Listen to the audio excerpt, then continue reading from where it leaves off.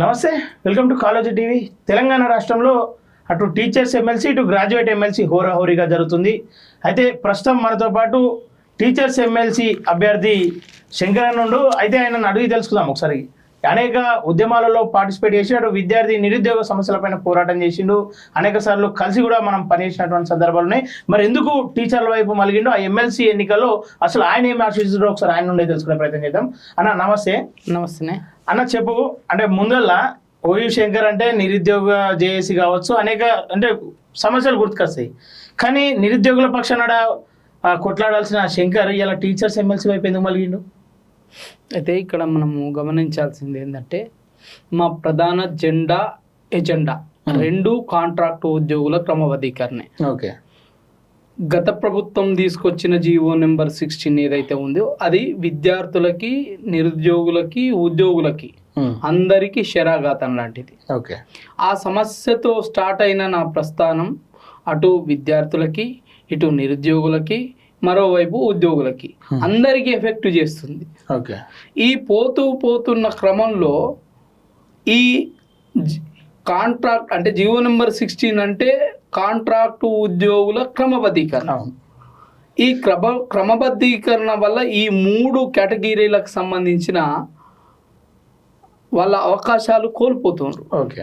ఆ క్రమంలో నేను కొన్ని కోర్టు కేసులు వేయడం వల్ల కొన్ని ఉద్యోగ సంఘాలు నాతో కలిసి పనిచేయడం మొదలుపెట్టింది. ఓకే. ఎందుకంటే దీనివల్ల నిరుద్యోగ యువతకు నష్టమే, దీనివల్ల మాకు ప్రమోషన్లు రాకుండా మా వ్యవస్థకు నష్టమే అని కలిసి పనిచేస్తున్న క్రమంలో విద్యారంగ పరిరక్షణ సమితి అనే ఒక గ్రూపు అంటే ఒక సంఘము క్రియేట్ అయ్యి దాని కింద అంటే వీళ్ళందరూ అనుకుంటారు విద్యారంగ పరిరక్షణ సమితి అంటే ఒక సంఘమే అనుకుంటారు. కాదు, దాని కింద జూనియర్ లెక్చరర్లు, డిగ్రీ లెక్చరర్లు, పాలిటెక్నిక్ లెక్చరర్లు, గురుకుల టీచర్లు, మోడల్ స్కూల్ టీచర్లు, గౌడ్ టీచర్లు, పంచాయతీరాజ్ టీచర్లు, ఆశ్రమ పాఠశాల టీచర్లు, కేజీబీవీ టీచర్లు, వీళ్ళందరి సమాహారమే విద్యారంగ పరిరక్షణ సమితి. వీళ్ళంతుండి ఇన్ని సమస్యల పట్ల అటు విద్యార్థుల సమస్యల పట్ల, ఇటు నిరుద్యోగుల సమస్యల పట్ల, ఇటు ఉద్యోగుల సమస్యల పట్ల కొట్లాడుతున్నాం. ఈ కొట్లాడుతున్న తరుణంలో మా దగ్గరి నాయకత్వం కొంత అంటే ఏదైతే ఇచ్చిన హామీలు కానీ ఉపాధ్యాయుల సమస్యలు తీర్చడంలో కానీ విఫలమైంది. కాబట్టి మా ఉపాధ్యాయ ఎమ్మెల్సీ స్థానానికి నువ్వు ఎమ్మెల్సీగా రా, సమర్థవంతంగా పనిచేస్తావు. అక్కడ ఏదైతే గ్రాడ్యుయేట్ యాక్చువల్గా నేనైతే మీరు అన్నట్టు గ్రాడ్యుయేట్ ఎమ్మెల్సీకి పోటీ చేయాలి. కానీ ఇప్పుడు ఉన్న ఎన్నికలన్నీ ధనంతో డబ్బులతో కూడుకున్నాయి. డబ్బులతో నేను అంటే టీచర్స్ ఎమ్మెల్సీ కూడా డబ్బులతోనే కూడుకున్నప్పటికీ ఆ ఎన్నికకు సంబంధించినంత వరకే డబ్బులు వ్యవస్థ ఉంటుంది. ఆ ఎన్నికకు ఒకవైపు అంటే నాణానికి ఒకవైపు డబ్బులు, అది సంఘ నేతలు, సంఘ నాయకులు, రాజకీయ పార్టీ అండదండలతో వచ్చిన వాళ్ళది ఒకవైపు. తర్వాత ఉపాధ్యాయులది ఒకవైపు. వాళ్ళు డబ్బులు తీసుకొని ఓట్లు వేస్తారు అనేది అయితే నేను భావించా.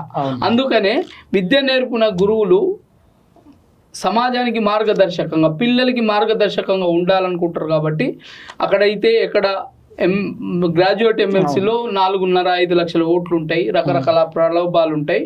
ఇక్కడైతే సేమ్ కొంచెం అటు ఇటు కానీ సమస్యలన్నీ అక్కడ ఇక్కడ సేమ్ ఉన్నాయి. కాబట్టి టీచర్ ఎమ్మెల్సీకి వస్తే 26-27 వేల ఓట్లే. సో కాబట్టి ఇక్కడికి వస్తే కొంచెం నిన్ను నువ్వు నిరూపించుకోవడానికి ఒక అవకాశం వస్తుంది. కాబట్టి మా సమస్యల పట్ల కూడా నీవు దృష్టి సాధించు అని విద్యారంగ పరిరక్షణ సమితి అధ్యక్ష కార్యదర్శులు సైదిరెడ్డి గారు, తర్వాత వేముల శేఖర్ గారు, ఇతరత్ర ఇంకా టీచర్లు స్వాగతిస్తున్నా సాగతిస్తుండ్రు. ఎట్లా అంటే గతంలో అంటే నువ్వు శంకర్ అని చెప్పేసి అంటేనే పోరాటాలు గుర్తుకొస్తాయి కావచ్చు, కానీ టీచర్లు కొంచెం సాఫ్ట్గా ఉంటారు. వాళ్ళు అంటే పెద్ద సమస్యలలో పోరు. నువ్వు గోడలు ఎక్కిన సందర్భాలు ఉన్నాయి, విద్యార్థుల పక్షాన గేట్లు బద్దలు కొట్టే ప్రయత్నం చేసినటువంటి సందర్భాలు ఉన్నాయి. ఇంత ఫైర్ను వాళ్ళు తట్టుకోగలుగుతారా, లేదంటే నిన్ను వాళ్ళు ఎట్లా అప్రోచ్ చేయరు? అసలు వాళ్ళ తరపున నేను పోరాటమే చేస్తా తప్ప వాళ్ళని నాలాంటి పోరాటానికి అయితే పురిగొల్ప కదా. కానీ నువ్వు ఇన్ని రోజులు విద్యార్థుల సమస్యల పైన కొట్లాడినావు, వాళ్ళ సమస్యలు నీకేమెరికన్నా? టీచర్లు, నువ్వు ఒక టీచరు కాదు, టీచర్లకు టీచర్ల సమస్య తెలుస్తుంటుంది అని చెప్పేసి అంటూ ఉంటారు. నీకు వాళ్ళ సమస్యలు ఏం తెలుసు? నాకు ఈ విద్యార్థి నిరుద్యోగ ఉపాధ్యాయ అంటే ఇక ఉపాధ్యాయ అంటే నాకు గురువు పాఠాలు నేర్పిన గురువులే కాబట్టి అవి వెన్నతో పెట్టినట్టే. ఓకే. అయితే వీళ్ళ సమస్యలు నాకేం తెలుసు అంటే నా ఇంట్లో నాకు ఒక టీచర్ ఉన్నాడు. ఓకే. తర్వాత నేను తెలుగు పండిట్ కావాలనుకున్న వ్యక్తిని, నేను కూడా పాఠాలు చెప్పాలనుకున్న వ్యక్తిని. పోతున్న క్రమంలో కోర్టు కేసులు, సర్వీస్ రూల్స్, యాక్ట్లు అన్నీ అవగతమై ఉన్నా. ఈ సమస్యలకు రాకముందే ఆ సమస్యలను చదివి ఉన్నా. సో అట్లాంటి తరుణంలో ఏదైతే ఈ విద్యారంగ పరిరక్షణ సమితి వచ్చి నీకు టీచర్ల సమస్యలు, ఉద్యోగుల సమస్యలు అన్నీ మీకు తెలుసు కాబట్టి మీరు వస్తే సముచిత న్యాయం చేయగలుగుతారు. ఇప్పటి వరకు ఉన్న వాళ్ళు ఏ ఒక్కలైనా ధర్నా పెట్టినరా, ఏ ఒక్కలైనా రస్తారోకో వేసిండ్రా, ఏ ఒక్కలైనా గోడలు ఎక్కినరా? ఇక లేదు కదా. నేను నిరుద్యోగుల కోసం, ఉద్యోగుల కోసం, నిరుద్యోగుల కోసం, తర్వాత విద్యార్థుల కోసం, ఉద్యమాల కోసం ఎక్కిన వాళ్ళొక్కలన్నా వాళ్ళ సమస్యలను ఎప్పుడైనా పరిష్కరించారా? ఇన్ని రోజుల నుంచి 2007లో ఏదైతే ఎమ్మెల్సీ పునఃస్థాపన జరిగితే వాళ్ళ పునఃస్థాపన తర్వాత విద్యా వ్యవస్థ మెరుగుపడ్డదా లేకపోతే విద్యా వ్యవస్థ కుప్పకూలిపోయిందా? మరి కుప్పకూలిపోయినప్పుడు వాళ్ళు ఏ లేని పని నేను చేయగలను అని నిరూపించుకోవడానికి ఒక అవకాశం ఏమంటున్నా అంటే ఇస్తారా? మరి టీచర్లు సానుకూలంగా ఉండరా? 100% ఇస్తారనే నమ్మకం నాకుంది. ఎందుకంటే వాళ్ళు గురువులు, నాలాంటి వాడిని తయారు చేసింది వాళ్ళే, ప్రశ్నించే ఒక వ్యక్తిని తయారు చేసింది వాళ్ళే. అలాంటి వాళ్ళు అవకాశం ఇస్తారని అయితే నేను అపారమైన నమ్మకాన్ని అయితే పెట్టుకొని ఉన్నా. ఒకసారి ఇచ్చి చూస్తే నేను అందుకనే ఏమంటున్నా అంటే నేను ఎమ్మెల్సీ నాది కాదు. గతంలో గెలిచిన ఎమ్మెల్సీలకు ఆ ఆలోచన లేకుండొచ్చు, నాకు ఉంది. ఎమ్మెల్సీ అనేది వాళ్ళు ఓట్లేస్తే ఇచ్చే ఎమ్మెల్సీ వాళ్ళది కాబట్టి వాళ్ళ సమస్యలను తీర్చడానికి కోసం వాళ్ళు ఏ ఆజ్ఞ ఇస్తే ఆ ఆజ్ఞని శిరసావహించి చేస్తా. కానీ నా సొంత అభిప్రాయాలు ఉండే అలా వాళ్ళ సమస్యల కోసమే నేను పోరాటం చేస్తా తప్ప అది నాది కాదు, అది వాళ్ళది. నా మీద ఎవరు బాసుకూడం లేరు, వాళ్ళకు రాజకీయ పార్టీలు బాసులు ఉన్నారు, వాళ్ళకు ఉపాధ్యాయ సంఘాలు బాసులు ఉన్నారు, కానీ నాకు ఎవరు బాసు లేరు. వాళ్ళు నాకు వీళ్ళే బాసులు. నేను అదే చెప్తున్నా, కొత్త సంస్కృతిని, కొత్త నాందిని పలుకుదాం మనం. ఇలా నేనేమంటున్నా, ఇలా ఓటేస్తే ఎమ్మెల్సీ గెలిచిన తర్వాత ఆఫీస్కి పోయి రిప్రజెంటేషన్స్ ఇవ్వాలి, అపాయింట్మెంట్లు తీసుకోవాలి, అపాయింట్మెంట్లు ప్రోటోకాల్ పాటించాలి. మన దగ్గర అవి అవసరం లేదు కదా. ఒక టీచర్ బాధ టీచర్కి తెలిసిన వాళ్ళు అయితే అపాయింట్మెంట్ దేనికి అవసరం? ఒక టీచర్ బాధ టీచర్కి తెలిస్తే ప్రోటోకాల్ దేనికి అవసరం? ఒక టీచర్ బాధ టీచర్కి తెలిస్తే ఆఫీస్కి పోవాల్సిన అవసరం ఏముంది? నువ్వు ఉన్న స్కూల్కి వచ్చి రిప్రజెంటేషన్ తీసుకుంటారు కదా. ఆ సంస్కృతిని మనము ఇలా సమాజంలో ప్రవేశపెడదాం. ఇలా ఉపాధ్యాయులతో మొదలైన నాంది అది ప్రజలలో కూడా పోవాలి. ఎందుకంటే ఓటు అడుక్కునేటప్పుడు దండం పెట్టి రకరకాల పనులు చేసి ఓటు అడుగుతావు కదా. మరి వాళ్ళకి సమస్య ఉన్నప్పుడు వాళ్ళ దగ్గరకు పోయి అప్లికేషన్ తీసుకునే పరిస్థితి ఈ రాష్ట్రంలో లేకపోతే, అంటే ఈ ఇబ్బందులన్నీ వాళ్ళు ఫేస్ చేస్తూనే ఉన్నారు టీచర్లు. కానీ ఈసారి గ్రహిస్తారని చెప్పేసి నువ్వు భావిస్తున్నావు? నేనైతే గత కొంతకాలంగా కూడా ఎవరైతే ఎమ్మెల్సీ గెలిచిన తర్వాత ఎట్లురు, గెలవక ముందు ఎట్లురు అని చెప్పి స్వయంగా టీచర్లకు తెలుసు. ఎంతో మందిని తీర్చిదిద్దిన వాళ్ళు వాళ్ళ ఎమ్మెల్సీని కూడా వాళ్ళు ఒక క్యాండిడేట్ ఈయన అయితే బాగుంటుందని గెలిపించుకున్నాక అనేక సమస్యల వల్ల ఎక్కడేసిన గొంగలు అక్కడే ఉన్నట్టున్నాయి. వాళ్ళు ఇప్పుడు కూడా అదే రకంగా ఉంటారా, ఆలోచిస్తారు అనుకుంటున్నాం. నేను ఇప్పుడు మీకు కొన్ని మేనిఫెస్టోలు చూపెడతా, వాళ్ళ డిమాండ్స్ చూపెడతా. ఇది గతంలో ఒక మాజీ ఎమ్మెల్సీ ఇచ్చిన మేనిఫెస్టో. ఇప్పుడు కూడా ఇదే ఉంది. ఇది గతంలో ఇచ్చింది, ఇప్పుడు కూడా ఇట్లనే ఉంది. ఇప్పటి వరకు ఇవి ఇచ్చిన ఏవి అంశాలు కానీ నెరవేరలే, ఇల్లు ఇచ్చిన అంశాలు.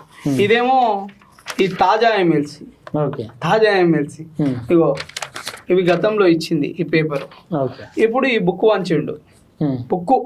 బుక్కేడు ఉన్నాయా సమస్యలలో? బుక్కేడు ఉన్నాయా? వాళ్ళు అడిగేదేంది? వాళ్ళు ఏమన్నారంటే కాంట్రాక్టు ఉద్యోగుల క్రమబద్ధీకరణ వద్దన్నారు. వద్దంటుంటే మేము నిరుద్యోగులుగా మా ఉపాధి అవకాశాలు దెబ్బతింటాయని ఒక బ్రోచర్ కొట్టించి, ఈ బ్రోచర్లో వాయిలేషన్ ఎట్లా జరిగినాయి, దొడ్డిదారి నియామకాలు ఎట్లయినాయి అని మేము పోరాటాలు చేస్తుంటే నువ్వు విద్యా వ్యవస్థ బలంగా ఉండాలి బాగుపడాలి అనుకున్న మీరు ఎమ్మెల్సీలు ఇవాళ మీరు మాతో కలిసి పనిచేయాలి కదా. రెగ్యులరైజేషన్ తప్పని చెప్పాలి కదా, తప్పుడు సర్టిఫికెట్ల ద్వారా వచ్చిన వాళ్ళని వద్దని చెప్పాలి కదా, రూల్ ఆఫ్ రిజర్వేషన్ పాటించలేదు వీళ్ళ నియామకాలు తప్పని చెప్పాలి కదా. కానీ వీళ్ళు ఏం చేసిండ్రు, రెగ్యులరైజేషన్ చేయాలని గత ఎమ్మెల్సీ మాజీ ఎమ్మెల్సీ స్టేట్మెంట్లు ఇచ్చిండు, వాళ్ళతో కలిసి పని చేసిండు. ఇప్పుడు వాళ్ళందరూ మద్దతు ఇస్తుండ్రు. ఇప్పుడు తాజా ఎమ్మెల్సీ కూడా ఒకటే ధర్నా కూకున్నాడు రెగ్యులరైజేషన్ చేయాలని. అంటే విద్యా వ్యవస్థ నువ్వు ఏం చేయాలనుకున్నావు, సమూలంగా నాశనం చేయాలనుకున్నావా, నిలబెట్టాలనుకున్నావా?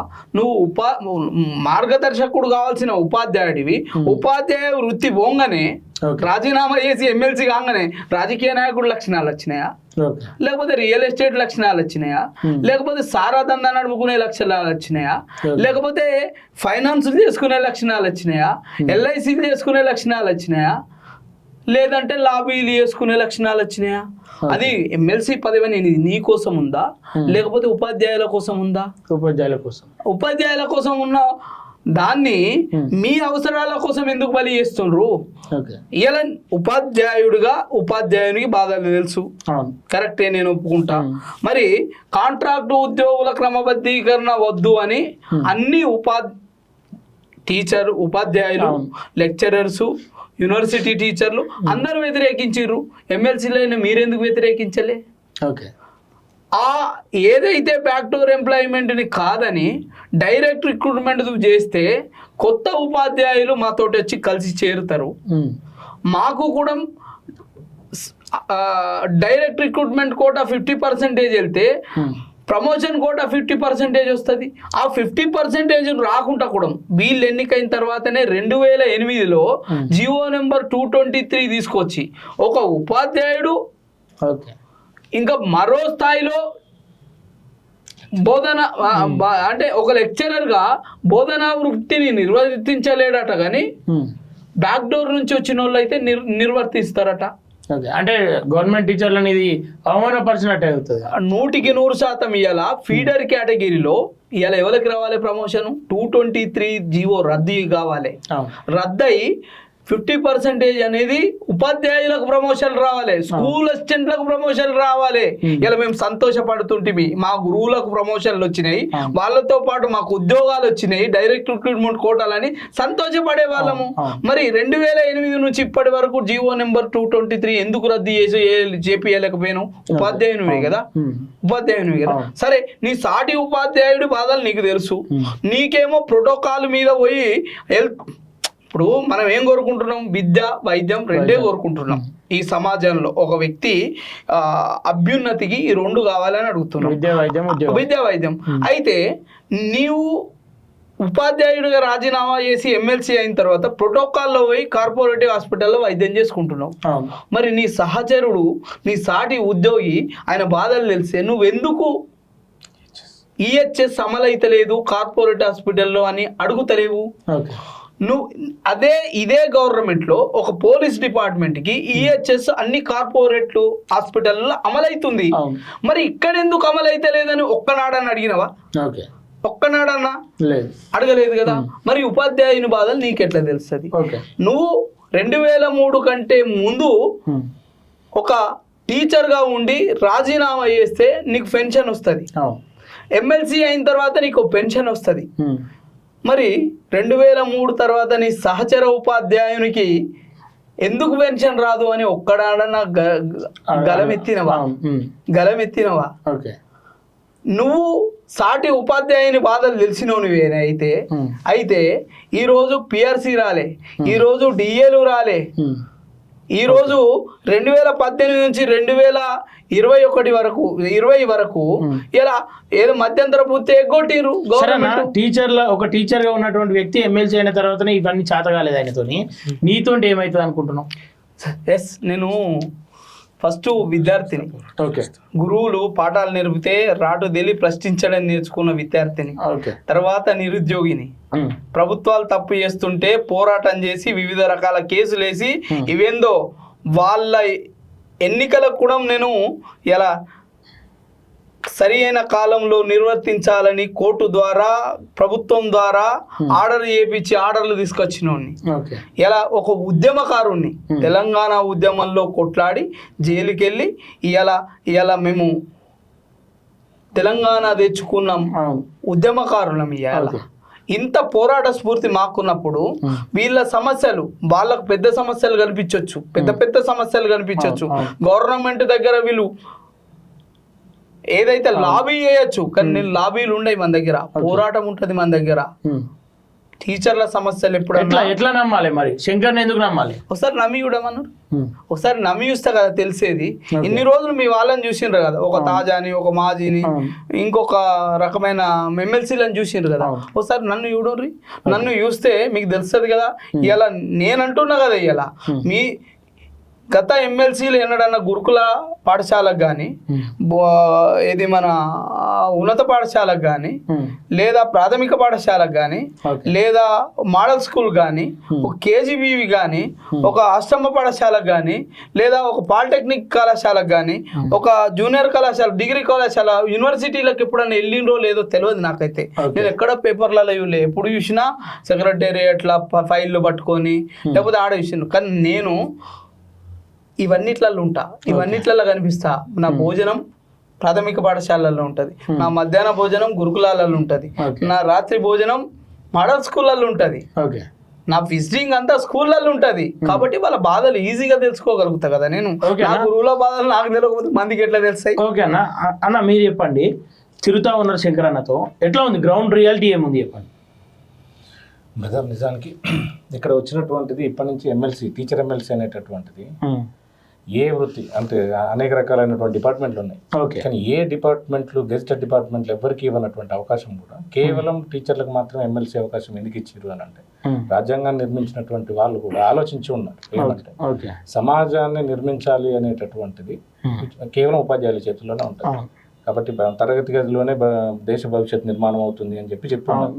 ఇక్కడ కూడా జరగాల్సింది ఏమనంటే, ఇంతకు ముందు ఉండేటటువంటి గురువులు కూడా అట్లాగే ఉండేవాళ్ళు, సంఘాల నాయకులు కానివ్వండి. అప్పుడు ఎమ్మెల్సీ లేనటువంటి సందర్భంలో కూడా అనేక పోరాటాలు చేసి హక్కు సాధించుకున్నారు. ప్రభుత్వాలు ఒక టీచర్ ఎమ్మెల్సీ లేదా ఒక ఉపాధ్యాయ సంఘానికి సంబంధించిన నాయకుడు వస్తున్నారు అని అంటే, సీఎంలు కూడా గౌరవంగా పిలిచి కూర్చోబెట్టి మాట్లాడి ఏ సమస్య గురించి వచ్చినారు, మీ సమస్య ఏంటిది అని అడిగి తెలుసుకునేటటువంటి వాళ్ళు.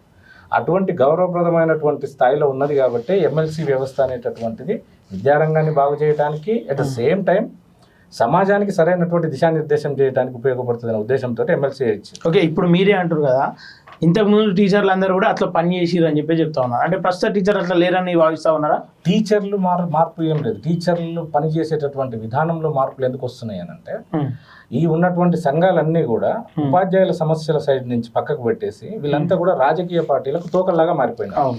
ప్రతి ఒక్క ఉపాధ్యాయ సంఘము ఏదో ఒక రాజకీయ పార్టీకి తోకలాగానే పనిచేస్తుంది, అనుబంధంగా పనిచేస్తుంది. ఈ రాజకీయాలు అనేటటువంటిది ఇటు డబ్బులు కానివ్వండి, లేకపోతే కులాల ఫీలింగులు, మతాల ఫీలింగులు, లేదనంటే రాజకీయ ఫీలింగ్, ఇవన్నీ కూడా ఉపాధ్యాయులను చొప్పించారు. దీనివల్ల ఏమవుతుంది అని అంటే, నిజాయితీగా పనిచేసేటటువంటి ఉపాధ్యాయులు ఈ రోజుకి కూడా 40-50% మంది ఉన్నారు ఖచ్చితంగా. సమయానికి మీరు చూడండి, ఏ ఉద్యోగి కూడా 10 గంటలకు ఆఫీస్ ఓపెన్ అవుతుంది అంటే 10 గంటలకు పోయి ఉంటాడు. కానీ 9 గంటలకు స్కూల్ వెళ్ళాలి అని అంటే 5 నిమిషాలకు 9 గంటలకు స్కూల్కి వెళ్తారు ఉపాధ్యాయులు. బెల్ కొట్టించుకుంటాడు, డోర్ తీసుకుంటారు ఈ రోజు పరిస్థితుల్లో. కాబట్టి ఇప్పటికీ కూడా సమయ పాలన పాటించేటటువంటి ఏకైక ఉద్యోగి ఉపాధ్యాయుడు అని గర్వంగా చెప్పగలుగుతాం. కానీ సమస్య ఏమంటే, ఈ ఎమ్మెల్సీలు వాళ్ళ స్వార్థం కోసం, సంఘాలు ఎమ్మెల్సీలు వాళ్ళ స్వార్థం కోసం ఈ ఉపాధ్యాయులని పైరవీలు చేపించడానికి తెప్పించేసి, పోకపోయినా ఎవరైనా తప్పు చేసి దొరికినటువంటి ఉపాధ్యాయుని సమర్థించడం, తప్పుడు మార్గంలో వెళ్ళేటటువంటి వాళ్ళకి సహకరించడం, వీళ్ళ సంఘాల కోసం వీటి కోసం వాళ్ళ సమయాన్ని తీసుకోవటం. దీనివల్ల కొంత ప్రతిష్ట ఈ ఆఫీసులలో తిరిగి మీరే ఇప్పుడు ఉపాధ్యాయులలో ఎక్కడ నిజాయితీ తగ్గలేదు, పనిచేస్తా ఉన్నారు. కానీ సమస్య ఏంటంటే, అప్పుడు ఉన్నటువంటి పరిస్థితులకి ఇప్పుడున్న పరిస్థితులకి కాలానుగుణంగా విద్యార్థులు డబ్బును ఓటుకు అమ్ముకోకండి, ఓటును డబ్బుకు అమ్ముకోకండి అని చెప్పేసి చెప్తా ఉంటారు. దాన్ని బలంగా ప్రచారం చేయాల్సింది టీచర్లే. కానీ ఈరోజు ప్రజెంట్ టీచర్స్ ఎన్నికల్లో కూడా డబ్బు ప్రధానం చూపిస్తుంది, డబ్బే ప్రధానం అని చెప్పేసి అంటే మీరు నమ్ముతారా? వాస్తవాన్ని మనం కాదనలేనటువంటి విషయం. ఇవాళ సమస్య ఏమైంది అని అంటే, నిజానికి నేను ఇప్పుడు చెప్పిన విషయం కూడా అది, రాజకీయ పార్టీలు ఎప్పుడైతే వీటికి తోకల్లాగా పనిచేయడం మొదలుపెట్టినా, రాజకీయ పార్టీల ఇన్ఫ్లుయెన్స్ తోటి వీళ్ళు కూడా డబ్బులు పంచడం అనేటటువంటిది మొదలుపెట్టారు. మనం గతంలో కూడా చూస్తున్నాం, డబ్బులు పంచుకుంటూ మందు ఇచ్చుకుంటూ దొరికినటువంటి సందర్భాలు ఉన్నాయి. కానీ ఉపాధ్యాయులు ప్రతి ఒక్కరిలో కూడా ప్రశ్నించలేకపోవచ్చు, బయటకు వచ్చి కొట్లాడటం అనేటటువంటి చేయలేకపోవచ్చు, కానీ ప్రతి ఉపాధ్యాయుడి మనసులో కూడా ఈ ఎమ్మెల్సీ వ్యవస్థ వల్ల, ఈ సంఘాల వల్ల మేము నష్టపోతున్నాం తప్ప లాభపడటం లేదు. కాబట్టి సరైనటువంటి సమయం దొరికితే వాళ్ళకి బుద్ధి చెప్పడానికి, గుణపాఠం చెప్పడానికి ఉపాధ్యాయులు కూడా సిద్ధంగా ఉన్నారు. గతంలో కూడా చూశారు. ఇప్పుడు ఉన్నటువంటి ఎమ్మెల్సీ గారు డబ్బులేం ఖర్చు పెట్టలేదు, ఆయన రూపాయి ఖర్చు పెట్టలేదు. ఆ రోజు ఆయన ఓట్లు వేసినటువంటి వాళ్ళు మేము కూడా ఉన్నాం. మేమందరం ఇంటికి వెళ్ళి మాట్లాడి, సార్ మీరు నిజాయితీగా పనిచేస్తాను అంటున్నారు కాబట్టి మీరు ఒక అవకాశం తీసుకోండి. గతంలో ఉన్నటువంటి వాళ్ళు పార్టీ కండువాలు కప్పుకొని తిరుగుతూ ఉన్నారనే ఉద్దేశంతో ఒక్క రూపాయిని ఖర్చు పెట్టలేదు. మరి ఈ గ్యాప్ ఎందుకు వచ్చింది మీకు ఆయనకు మధ్యలో? గ్యాప్ అనేటటువంటి ఆయన ఏ సిద్ధాంతంతో పనిచేస్తాను, ప్రశ్నించే గొంతుకని అవుతాను అని చెప్పేసి వారు రావడం జరిగింది. ఆ ప్రశ్నించేటటువంటి గొంతుక సమయం ఈ వారి సమయంలో వచ్చినటువంటి 3 ముఖ్యమైనటువంటి విషయాలు జరిగినాయి. ఒకటి పండిత అప్గ్రేడేషన్ అనేటటువంటిది దాదాపు 20 సంవత్సరాల నుంచి నాంతూ వస్తుంది. తర్వాత ఈ మధ్యలో వచ్చినటువంటి 317 అనేటువంటి సమస్య, దాంట్లో ఆయన గొంతు ఎక్కడ విప్పలేదు. అమెరికాలో ఆ సమయంలో అమెరికాలో ఉన్నారు, ఏంది అంటే వ్యక్తిగతమైనటువంటిది అని చెప్పారు. దాని మీద కూడా ప్రశ్నించలేదు ఎక్కడ కూడా. 317 వారాధ్వర్యంలోనే వచ్చింది. తర్వాత వచ్చేటటువంటి ఈహెచ్ఎస్ అనేటటువంటిది మారుస్తారు. మినిమం కనీసం ఉపాధ్యాయులు ఏ హాస్పిటల్కి వెళ్ళినా కూడా కనీసం పరిస్థితిలో వచ్చినారు. తర్వాత ప్రమోషన్స్ అనేటటువంటివి కూడా పూర్తిగా ఆయన ఇక్కడ ఇప్పుడు ప్రభుత్వం వచ్చిన తర్వాత ముఖ్యమంత్రి గారు చొరవ తీసేసుకొని ఆ ప్రభుత్వం చేయలేదు, నేను చేయాలి మాట ఇచ్చినాం కాబట్టి అనే ఉద్దేశంతో కోర్టులలో కూడా ఇంటర్ఫియర్ అయిపోయి ప్రమోషన్లు ఇప్పించడం జరిగింది. అంతే తప్ప అందులో ఎమ్మెల్సీల పాత్ర అనేటటువంటిది ఏం లేదు. ఓకే అన్న, మీరు శంకర్ అన్నను ఏ విషయంలో నమ్ముతా ఉన్నారు? అంటే ఎందుకు ఆహ్వానించారు టీచర్లంతా కలిసి? నిజానికి ఇప్పుడు కాంట్రాక్ట్ లెక్చరర్స్ రెగ్యులరైజేషన్ అనేటటువంటిది ఇది 2008లో దీనికి బీజం, 2001 నుంచే బీజం పడింది. నిజానికి ఎప్పుడైతే చంద్రబాబు నాయుడు గారి పీరియడ్ లో అవుట్ సోర్సింగ్ కాంట్రాక్ట్ ఎంప్లాయీస్ అయితే తీసుకున్నారో సుప్రీంకోర్టు జడ్జిమెంట్స్ క్లియర్ గా ఉన్నాయి. సమాన పనికి సమాన వేతనము, కాంట్రాక్ట్ అనేటటువంటి 2 సంవత్సరాలకు మించి చేసుకోకూడదు. అది కూడా కేవలం పర్టికులర్ పీరియడ్ కు మాత్రమే తీసుకోవాలి తప్ప దాన్ని రెగ్యులరైజ్ చేసేటటువంటి రైట్స్ ఎవరికి లేవు అనేటటువంటిది సుప్రీంకోర్టు రాజ్యాంగ ధర్మాసనం ఇచ్చినటువంటి అనేక తీర్పులు ఉన్నాయి. అవన్నీ ఉన్నప్పటికీ కూడా 2008లో అప్పటి వరకు స్కూల్ అసిస్టెంట్స్కి junior lecture promotion 40% plus 10 ministerial స్టాఫ్తో 50% కోటా ఉండేది, 50% డైరెక్ట్ రిక్రూట్మెంట్ ఉండేది. అప్పుడు వ్యవస్థ మంచిగా నడిచింది. అప్పుడు ఎందుకంటే టీచర్ అనేటటువంటి వాడు సైకాలజీ చదువుకుని వస్తాడు, పిల్లల సైకాలజీ అనేటట్టు పూర్తిగా తెలుస్తూ ఉంటుంది. కాబట్టి తను 10th క్లాస్ వరకు పిల్లవాడిని ఎలా చూశాడో ఇంటర్మీడియట్లో వాళ్ళు వచ్చే మార్పులు ఏంటివి, శారీరకంగా కానివ్వండి లేకపోతే హార్మోనియల్ ప్రాబ్లంలో వచ్చేటటువంటి మార్పులు ఏమేమి జరుగుతాయో తను అబ్జర్వ్ చేయగలుగుతాడు, వాళ్ళు మార్చగలిగేటటువంటి కెపాసిటీ వాళ్ళకు ఉంటుంది. అందుకని బ్యాలెన్స్డ్గా జరిగేది వ్యవస్థ. ఈ తర్వాత ఏం జరిగిపోయిందంటే ఈ కాంట్రాక్ట్ లెక్చరర్స్ ఎప్పుడైతే వచ్చారో ఈ ఎమ్మెల్సీ వ్యవస్థ వచ్చిన తర్వాత 2008లో 223 అనేటటువంటి ఒక జీవో తీసుకురావడం జరిగింది. అది కూడా వీళ్ళ ప్రోద్బలంతో. ఆ సమస్య ఏంటంటే Jagannatharao versus state of Andhra Pradesh అనేటటువంటి దాంట్లో అది లేబర్ బాయిలర్ ఫ్యాక్టరీస్కి సంబంధించినటువంటి జడ్జిమెంట్. అది ఒక యూనిట్ నుంచి ఇంకొక యూనిట్ వాళ్ళకి ప్రమోషన్స్ ఇవ్వడం అనేది కుదరదు అనేది దాని జడ్జిమెంట్ సారాంశం. దాన్ని తీసుకొచ్చేసి ఎడ్యుకేషన్లో అప్లై చేశారు. ఇక్కడ సెంట్రల్ గవర్నమెంట్లో +1 +2 వరకు నడుస్తుంది, గురుకులాలలో +1 +2 వరకు విద్యా వ్యవస్థ ఉంటుంది. ఇప్పుడు మనం పెట్టుకున్న మోడల్ స్కూల్ కానివ్వండి, గౌరవంగా చెప్పుకునే తెలంగాణ గురుకులాలు కానివ్వండి +1 +2 మోడల్లోనే నడుస్తున్నాయి. దీనికి సమస్య అనేటటువంటిది లేదు. వీళ్ళు సృష్టించారు, కేవలం వాళ్ళని కాపాడడం కోసం వీళ్ళు సృష్టించుకున్నటువంటి సమస్య 223 జీవో. దాని మీద ఈ రోజు ఏపీలో కూడా పోరాటం జరుగుతూ ఉన్నది, కోర్టులో వెళ్తాం. మరి తెలంగాణలో ఎందుకు జరగట్లేదు? ఒక చిన్న జడ్జిమెంట్ అది హైకోర్టు ఇచ్చినట్టు, అది ట్రిబ్యునల్ ఇచ్చింది, హైకోర్టు కూడా బెంచ్ ఇవ్వలేదు, ట్రిబ్యునల్ ఇచ్చిన జడ్జిమెంట్. కానీ సుప్రీంకోర్టులో వద్దన్నటువంటి కాంట్రాక్ట్ లెక్చరర్లకు సంబంధించిన దాన్ని ఏమో మీరు సమర్థిస్తారు, ధర్నాలు చేస్తారు, వాళ్ళకి రెగ్యులరైజ్ చేయించడం కోసం ముఖ్యమంత్రుల చుట్టూ తిరుగుతారు, మంత్రుల చుట్టూ తిరిగి చేపిస్తారు. మరి 223 లక్షలాది మంది ఉపాధ్యాయులు 30 సంవత్సరాల నుంచి 28 సంవత్సరాలు 27 సంవత్సరాల నుంచి కేవలం స్కూల్ అసిస్టెంట్ అపాయింట్ అయ్యి స్కూల్ అసిస్టెంట్ గానే వర్క్ చేస్తారు. సరే, ఇవన్నీ సమస్యలు ఉన్నాయి. మరి ఏ రోజు కూడా ఎమ్మెల్సీని అడిగే ప్రయత్నం చేయలేరన్నా? మేము గెలిపించిన ప్రతిసారి మేము అంతకుముందు పుల్ల రవీందర్ గారిని ప్రశ్నించాం ఈ సమస్యల గురించి. వారు వీటిని పక్కకు పెట్టేసేసి సొంత పనులు చేసుకుంటా ఉన్నారు, యూనియన్లకు సంబంధించినటువంటి పనులు చేసుకుంటా ఉన్నారు, గతంలో వీరు కూడా చెప్పిన పైరవీలు చేసుకుంటా ఉన్నారు అని చెప్పేసి అని చెప్పారు. సరే, వారు పార్టీలకు అనుబంధంగా పనిచేస్తున్నారు వద్దని చెప్పి ప్రశ్నించే గొంతుకైతానని ఈయన కోట్లేసి గెలిపించాం ప్రస్తుతం ఉన్నటువంటి ఎమ్మెల్సీ గారికి. ఈయన కూడా ఇచ్చినటువంటి 3 మాటలన్నీ. నేను అప్పుడు పండిత పరిషత్కు జిల్లా అధ్యక్షుడిగా ఉన్నాను, నేను ఆయన ఇంటికి వెళ్ళి మాట్లాడడం జరిగింది. పండితుల బాధ్యత నేను తీసుకుంటాను అని చెప్పి ఆయన ఇచ్చినటువంటి స్టేట్మెంట్ కూడా ఉంది. తర్వాత ఏం చేశారంటే పండిత అప్గ్రేడేషన్ సంబంధించిన ప్రశ్న మేము ఎన్నిసార్లు అడిగినా కూడా కలవడానికి అపాయింట్మెంట్ కూడా ఇవ్వలేదు. ఆయనని వెతుక్కుంటూ వెళ్ళి అడిగితే ఇందిరా పార్క్ లో అప్గ్రేడేషన్ అనేటటువంటిది నేను ఒప్పుకోను, జరిగితే కూడా నేను ఒప్పుకోను, ఎందుకంటే అది ప్రమోషన్స్ ద్వారానే నింపాలి, పోస్టులు అప్గ్రేడ్ అవుతాయి తప్ప పర్సన్ అప్గ్రేడ్ అవడానికి నేను ఒప్పుకోను అని మాట్లాడారు. ఈరోజు జరిగిపోయింది అది. ఈ రోజు మళ్ళీ ఆయన దాంట్లోనేమో పండితప్పు ఇచ్చినటువంటి మాట నిలబెట్టుకున్నానని మాట్లాడుతున్నారు. ఆయన ఒప్పుకోను అని చెప్పినటువంటి మాట వీడియో ఉంది, కావాలంటే మన లైవ్ లో మనం చూపిద్దాం. నేను ఒప్పుకోను అని చెప్పేసి 8 మంది సమక్షంలో చెప్పారు ఆయన. తర్వాత 317 టైంలో ప్రశ్నిస్తున్నారు, ఉపాధ్యాయులు చనిపోయారు. ఇప్పుడు తెలంగాణ కొట్లాడి మనం సంపాదించుకున్నటువంటిదే స్థానికత కోసం. మన స్థానికత పోతుంది, మన భాష పోతుంది, మన యాస పోతుంది అనేటటువంటి బాధతోటి మనం కొట్లాడి అటువంటి స్థానికతనే సవాల్ చేసేటటువంటి పరిస్థితి మీద తీసుకొచ్చినారు. నేను పుట్టిన జిల్లాకు నేను స్థానికేతరని ఎట్లా అవుతాను? అలా జరిగేటటువంటి చట్టం ఉంటే 370 రాజ్యాంగం ఎందుకు ఇచ్చింది? మరి రాజ్యాంగం ఇచ్చినటువంటి హక్కులను కూడా కాలు రాసేటటువంటి హక్కు వీళ్ళకి లేదు కదా. విజ్ఞులు, ఉపాధ్యాయులు, ఎమ్మెల్సీలు మరి ఏం చేశారు వీళ్ళు? ఏ ఒక్కరు కూడా ప్రశ్నించలేదు. కేవలం 2-3 సంఘాల నాయకులు హైదరాబాద్కు రావడం కోసం కొన్ని పోస్టులను మల్టీజోన్ పోస్టులుగా మార్చుకున్నారు. స్కూల్ అసిస్టెంట్ చూస్తే ఎస్జిటి జిల్లా క్యాడర్, స్కూల్ అసిస్టెంట్ జిల్లా క్యాడర్, హెచ్ఎం ప్రమోషన్ వచ్చి మల్టీజోన్. మరి మధ్యలో జోనల్ పోస్ట్ ఎక్కడ పోయింది? ఫీడర్ క్యాడర్లో ఉండాల్సిన జోనల్ పోస్ట్ ఎందుకు ఖాళీ ఉంచారు? దానికి సమాధానం ఒక ఎమ్మెల్సీ చెప్పడు. అడిగాం నర్సిరెడ్డి గారిని, ప్రతి చోట ప్రశ్నించడం జరిగింది. 317 టైంలో ప్రశ్నించినాం, పండిత అప్గ్రేడేషన్ టైంలో ప్రశ్నించినాం. మేము పాదయాత్ర కూడా చేస్తాం. యాదాద్రి నుంచి మేము హైదరాబాద్ ఇందిరా పార్క్ వరకు పాదయాత్ర చేస్తే ఎమ్మెల్సీ స్థాయిలో కనీసం ఆయన మద్దతు కూడా తెలుపలేదు. ఇంతెందుకండి, పండితుల ప్రమోషన్ నేను ఇప్పించానని మాట్లాడుతున్నారు కదా. ఈ రోజు వరకు ఒక్క స్టేట్మెంట్ చూపించండి ఆయన పండితులకు అభినందనలు తెలుపుతూ. కనీసం స్టేట్మెంట్ ఇవ్వలేదు. ఎట్లా పెట్టుకుంటారండి? గొప్ప ఆయన అనుకుని నమ్ముకున్నాం మేము, విలువలు పాటిస్తారని. ఇలా మరి శంకర్ అన్నను ఏం చూసి నమ్ముతురనా? ఎందుకు ఆయన శంకర్ అనే వ్యక్తి కూడా అంటే ఉద్యమాలు చేస్తాడు, సరే ఈ విద్యార్థి కోణంలో పక్కన పెడితే టీచర్ల తరఫున ఏ రకంగా ఆయన అంటే మీ పక్షాన నిలబడతారని చెప్పేసి మీరు భావిస్తూ ఉన్నారు? ఒకటి, ఇవాళ ఉండేటటువంటి మనం తెలంగాణ ఉద్యమంలో పార్టిసిపేట్ చేసినటువంటి చాలా మంది యువకులు కూడా అనేక రాజకీయ పార్టీలతో కలిసిపోయినారు. కార్పొరేషన్ చైర్మన్లో లేకపోతే ఏదో పార్టీ పదవులో, విప్పులో ఏదో ఒకటి సంపాదించుకుని వాళ్ళు సెటిల్ అయిపోయినారు జీవితంలో. మనం చూస్తున్నాం. శంకర్ అనేటటువంటి వాడు ఏ రాజకీయ పార్టీల దగ్గరికి పోలేదు. మేము శంకర్ని ఏమీ అద్భుతమైనటువంటి పదార్థంగా చూడట్లేదు. వీటన్నింటికి మాయ చేసేసి గెలిపియగానే అన్ని సమస్యలు తీరుస్తాడని కాదు, ప్రశ్నించేటటువంటి తత్వం తనలో ఉంది. ఈ రోజు కూడా ప్రశ్నిస్తున్నాడు. కాంట్రాక్ట్ లెక్చరర్ల సమస్యలు ప్రశ్నించాడు, రిజర్వేషన్ సమస్యలు ప్రశ్నించాడు, తర్వాత పోస్టులలో ఎక్కడైనా రిజర్వేషన్ సంబంధించిన కాంట్రవర్సీ వస్తే ప్రశ్నిస్తున్నాడు. ప్రభుత్వం ఏదైనా తప్పు చేస్తే తన ప్రతిపక్ష పాత్ర పోషిస్తూ ప్రశ్నిస్తున్నాడు. ప్రశ్నించి ఊరుకోకుండా కోర్టులకు వెళ్ళి న్యాయం జరిపించే ప్రయత్నం చేస్తూ ఉన్నాడు. కాబట్టి మేము ఈ రోజు అసలు ప్రభుత్వ విద్యారంగ పరిరక్షణ సమితి అనేది పుట్టడానికి కారణం ఏమిటండి? ఇన్ని సంఘాలు ఉన్నాయి, 56 సంఘాలు, దాదాపు ఇప్పుడు 60 సంఘాలు అయినాయి. 1,00,000 మంది ఉపాధ్యాయులకు 60 సంఘాలు. మొత్తం భారతదేశంలో ఎన్ని పార్టీలు ఉన్నాయి? మొత్తం భారతదేశంలో అసలు 1,00,000 మంది ఉపాధ్యాయులకు 60-70 సంఘాలు ఏంటండి?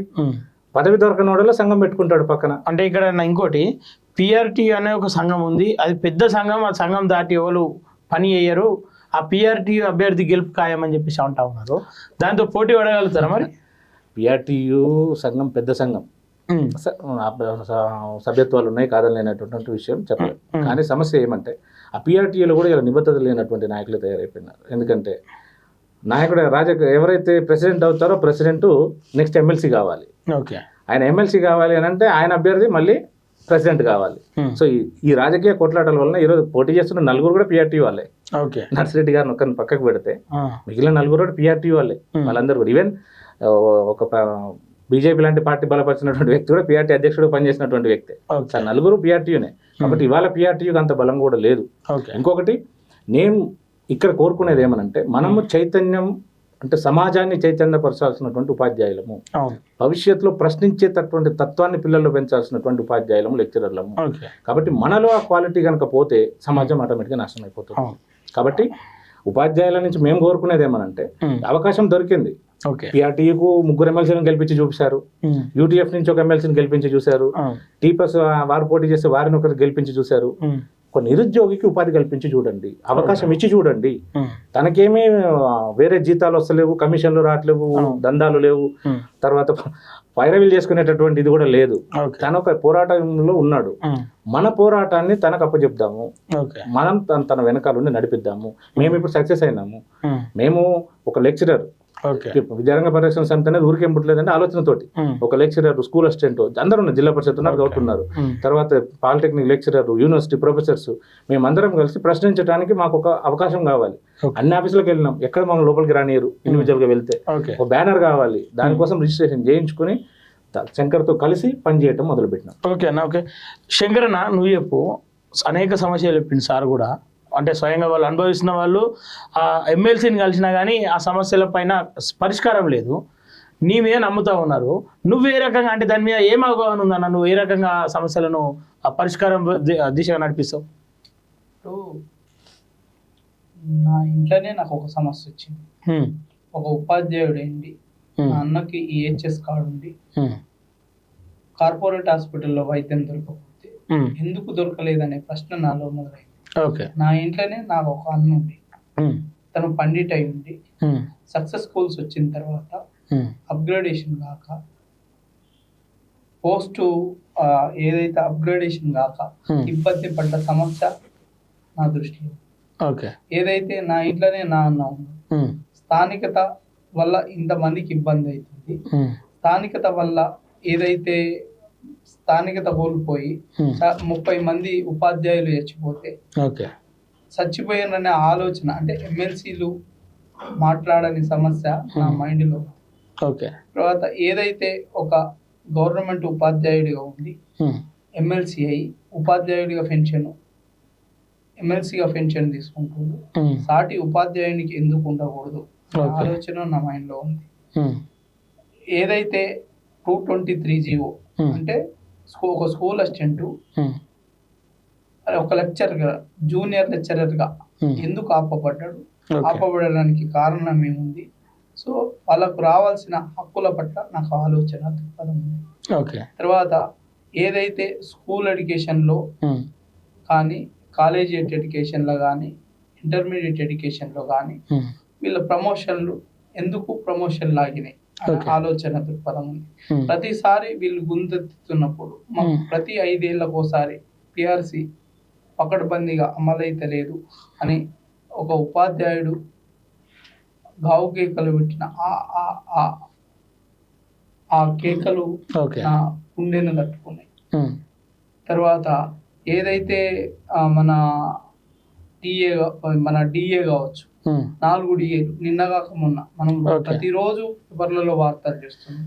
డిఏలు ఆగిపోతే ఇప్పటి వరకు వీళ్ళ సంఘ నేతలు మాట్లాడని మాటలు నా హృదయాన్ని తట్టుతున్నాయి. తర్వాత ఏదైతే కొన్ని పాలిటెక్నిక్ కళాశాలల్లో 14 కళాశాలల్లో 14 సంవత్సరాలుగా శాంక్షన్ పోస్టు లేక వేకెంట్ ఉన్నాయి, అది నా దృష్టిలో మెదులుతుంది. తర్వాత ఏదైతే వాళ్ళ ప్రమోషన్స్ పాలిటెక్నిక్ కళాశాలల్లో ప్రమోషన్స్ లేక ఇబ్బంది పడుతుంటే ఆ సమస్యలు నా దృష్టిలో ఉంది. తర్వాత ఈ ప్రధానమైన ఇష్యూ ఏంటంటే ప్రాథమిక స్థాయి నుంచి పీజీ వరకు, పీజీ పిహెచ్డి వరకు ఏదైతే మౌలిక వసతులు లేక, బాత్రూములు లేక, డస్టర్ కనీస అవసరమైన డస్టర్, చాక్ పీసులు లేక ఇబ్బంది పడుతున్న పరిస్థితి. బళ్ళల్లో చాలా బళ్ళల్లో పెచ్చులు ఊడిపోయి మీద పడుతున్న సందర్భాలు, గురుకులాలలో ఏదైతే టీచర్లకు 010 పద్దు కింద నెలకు సాలరీ రాకుండా ఇబ్బంది పడుతున్న పరిస్థితి.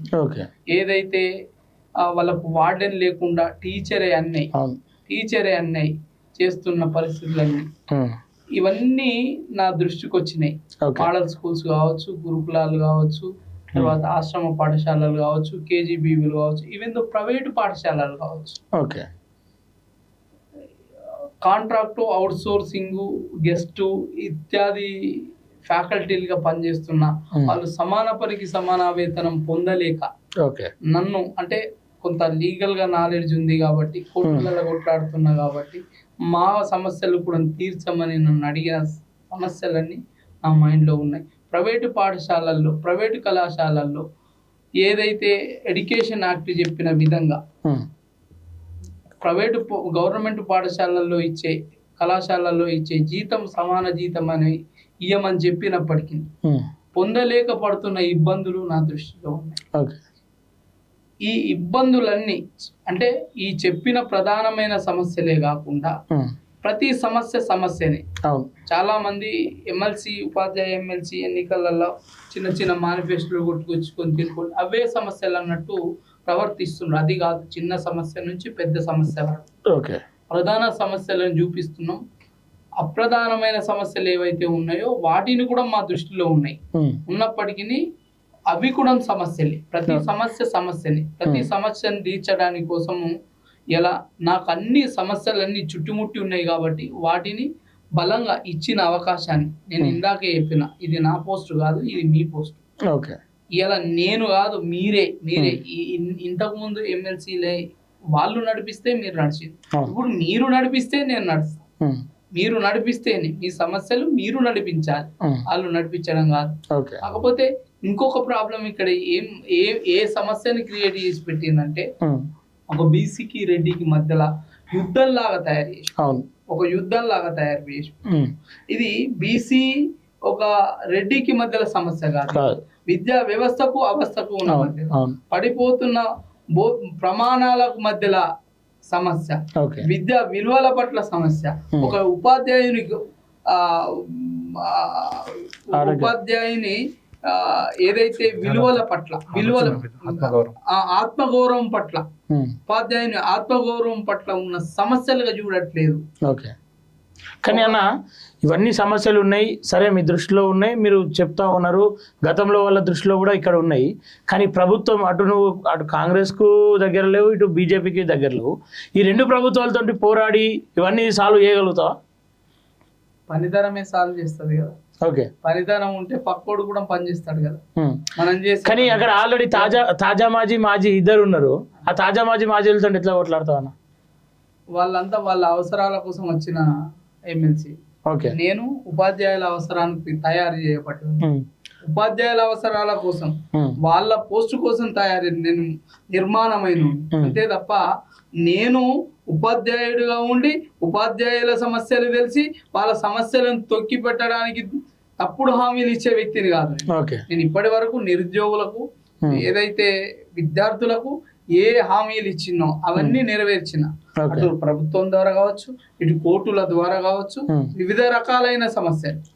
ఏమైనా డౌట్ ఉంటే ఆ తాజా మాజీలకు అందరికి డౌట్ ఉంటుంది. కానీ వాళ్ళు ఆల్రెడీ ఆ పదవికి బానిసై ఉన్నారు, అంటే ఆ పదవికి అలవాటు అయిపోయి ఉన్నారు. ఆ కుర్చీని అంత ఈజీగా వదులుకునే ప్రయత్నం చేస్తారు. నేను అదే అంటున్నా, ఈ ఒక్కసారికి ఒక రియల్టర్ని, ఒకసారికి ఈ ఒక మద్యం వ్యాపారిని, ఒకసారికి ఈ ఎల్ఐసీలు చేసే వ్యాపారిని, ఒకసారికి ఈ చిట్టీల వ్యాపారిని, ఒకసారి ఈ లాబీల వ్యాపారిని వదిలిపెట్టమని అడుగుతున్నా. మార్పు అంటే ఏందో చూపిస్తా. ఒక్కసారి నాకు వదిలిపెట్టి చూడండి. అసలు మా ఉద్యోగ నేతలు చేయలేని పని నీలాంటి వాళ్ళ అవుతుంది అనే ఒక నమ్మకం ఖచ్చితంగా కలిగిస్తాయి. ఇదే కాదు, ఈ మార్పు ఇక్కడే కాదు, మనం విద్యా వ్యవస్థలో ఉన్నాం. విద్యా వ్యవస్థనే ప్రపంచ ప్రగతిలో మార్పుని తీసుకొస్తుంది. మన కింది పనిచేసే ఎమ్మెల్యేలు ఉన్నారు కదా, వాళ్ళ లోపల కూడా కనువిప్పు కలగాలి మనం ఓకేనా. కానీ నువ్వు పోరాటం చేస్తున్నా కూడా కొన్ని సంఘాలు ఉన్నాయి ఆల్రెడీ, గతంలో పాత సంఘాలుగా పెద్ద సంఘాలుగా పేరు ఉంచిన సంఘాలు ఉన్నాయి. వాటిని కాదని నువ్వు నెగ్గుతావానా? ప్రతి ఆటగాడు ఏమనుకుంటాడంటే, ఆట ఆడేటప్పుడు ఓడిపోతాను అనుకుంటే ఆడలేము, ఆడడం వేస్ట్. అందుకనే నేను గెలుస్తానే ఆట ఆడుతున్నా, ఓడిపోతానే రన్నర్. కానీ ఇక్కడ ఆ సంఘం ఏదైతే సంఘాలు ఉన్నాయో సంఘం లైన్ లో ఉండేటువంటి ఉపాధ్యాయులు కూడా ఉన్నారు చాలా మంది. అంటే బయట వ్యక్తి మంచోడైనా సరే నేను సంఘం లైన్ లోనే ఉంటా అని చెప్పేసి కొంతమంది భావిస్తూ ఉంటారు. మరి వాళ్ళని ఎట్లా నీ వైపు మలుపుకుంటావు? చాలా మంది తోటి ఫోన్ లో మాట్లాడిన, మా సంఘం నేత ఇచ్చిండు కానీ మద్దతు ఇచ్చిండు వాళ్ళకి, కానీ మమ్మల్ని అడిగేయాలి. ఆ సంఘం నేత ఇచ్చిన స్టేట్మెంట్ కి మాకు సంబంధం లేదు, మేము మంచి వైపే నిలబడతాం, మేము మార్గదర్శకులం అని చెప్పాను నాతో. మార్గదర్శకులం, తప్పకుండా నీ వింటున్నాం. నీ కాంట్రాక్టు ఉద్యోగుల క్రమబద్ధీకరణ కేసులో నీ పోరాట స్ఫూర్తిని చూసి, నీ మొండితనాన్ని చూసినాం, నీ మంచితనాన్ని చూసినాం అని వాళ్ళే చెప్తుండ్రు. అంత పెద్ద గురువులే నాకు మద్దతుగా ఉన్నప్పుడు, నా గురువులు నాకు మద్దతు ఉన్నప్పుడు నేను ఎందుకు గెలవాలనుకుంటా? బరాబరి గెలుస్తా. ఆ పని చెయ్యని గురువులకి పని ఎట్లా చేయాలో కూడా నేర్పిస్తా. రేపు గెలిచినాక నువ్వు మారవని గ్యారంటీ ఏందన్నా? మారడానికి నేనేమన్నా అంటే అధికారంకు ముందు అందరూ బాగానే ఉంటారు, అందరితో కలిసిపోతూ ఉన్నారు, దండాలు పెడుతున్నారు, దండాలు వేస్తున్నారు, అన్నీ అవుతున్నాయి. అధికారం కొంచెం ఆ స్టేజ్ కుర్చీ ఎక్కగానే వాళ్ళకు మ్యాగ్నెట్ గుంజినట్టు మొత్తం బానిసలు అయిపోతా ఉన్నారు, పార్టీలకు అతీతంగా పార్టీలకు దగ్గర అయిపోతా ఉన్నారు. అట్లా శంకర్ గార్డెన్ గ్యారంటీ 2009 మొదలు ఉద్యమాలలో మొదలు ఇది 2025. ఓకే. అప్పటి నుంచి ఇప్పటి వరకు ఇన్నిసార్లు మీ స్టూడియోకి వచ్చిన, అవును, ఇన్నిసార్లు వాయిస్ ఇచ్చిన, అవును, ఇన్నిసార్లు వచ్చినప్పుడు ఎప్పుడన్నా నా వేషధారణ మారిందా, ఎప్పుడన్నా నా ఫిజికల్ మెంటాలిటీ ఎప్పుడన్నా మారిందా, నాకు ఎప్పుడన్నా నా ఆలోచన దృక్పథం మారిందా? మారనప్పుడు ఇక్కడ ఎట్లా మారుతుంది? ఇక్కడ నేను ఏ పార్టీకి అప్డేటెడ్ కాదు, ఏ సంఘానికి అప్డేటెడ్ కాదు. నేను ఏదైతే నిరుద్యోగులు, విద్యార్థులు, ఉపాధ్యాయులు, ప్రజలు ఏది కోరుకుంటే దాని పట్లనే మాట్లాడినా, దాని పట్లనే స్పందించిన. వ్యక్తిగతంగా నేను ఎప్పుడు స్పందించాలి. ఇలా అది పోస్ట్ నాకు ఆభరణం కాదు. ఇలా నేను ఎమ్మెల్సీ పోస్ట్ మీదనో రాజకీయం మీదనో మోజుపడి నేను హైదరాబాద్ రాలే, ఉస్మానియా యూనివర్సిటీ రాలే. నేను ఒక ఉద్యోగి అనుకొని వచ్చిన, కానీ సమస్యలు నన్ను ఆ దిశగా తీసుకుపోయినాయి. సమస్యలు ప్రతి సమస్య నన్ను టచ్ చేస్తున్నప్పుడు, బాధాకరమైన పరిస్థితులు కనిపించినప్పుడల్లా ఆ సమస్య వెంటనే వేయినా కానీ ఎప్పుడూ నా సొంత అవకాశాల కోసం నేను వెళ్ళలే. ఇప్పటికీ నాకున్న నాలెడ్జ్కి, నాకున్న నిబద్ధతకి ఏ రాజకీయ పార్టీకి పోయినా నన్ను పిలిచి సీట్ ఇస్తారు, పిలిచి హక్కున చేర్చుకుంటారు. అయినా నేను ఎప్పుడు వెళ్ళలే. నేను నిజాయితీ పక్కన నిలబడ్డా. స్వతంత్ర నా ఏదైతే స్వయం భావజాలాన్ని, స్వతంత్ర ప్రతిపత్తిని కోల్పోతేనేమో పార్టీలకి వెళ్ళి వెళ్తే, పార్టీ లైన్ లో పోవాలి, పార్టీ సిద్ధాంతంలో పోవాలి. ప్రజల సిద్ధాంతం పోలేని పరిస్థితి ఏర్పడుతుందేమో అని ఇప్పటి వరకు నేను ఏ రాజకీయ పార్టీని అప్రోచ్ కాలే. అందుకనే వీళ్ళకి చెప్తున్నా, నా మీద ఎవరు బాసులు లేరు, నా మీద మీరే బాసులు.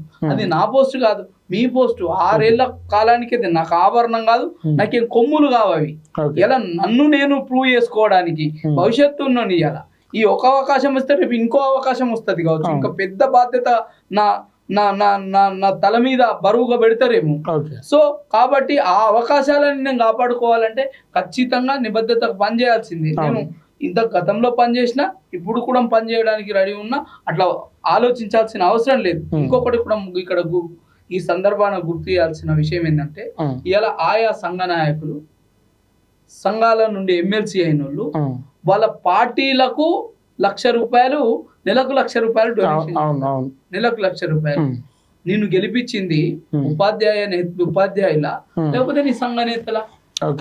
అందుకని నేనేమంటున్నా, మీ వేదికగా ఆ ₹1,00,000 ఏదైతే ఉందో ఉపాధ్యాయుల సమస్యల కోసం, ఒకవేళ ఉపాధ్యాయ సమస్యలకు అవసరపడకుంటే అది పాఠశాలల అవసరాల కోసం లేదా విద్యార్థుల అవసరాల కోసం నెలకు ₹1,00,000, నెలకు ₹1,00,000 నేను ఇలా ఒక కార్పస్ ఫండ్ తీసి మీ సమస్యల పోరాటానికి లేదా పాఠశాలల సమస్యల కొరకు లేదా విద్యార్థుల సమస్యల కోసం ఖర్చు పెట్టడానికి నేను సిద్ధంగా ఉన్నా.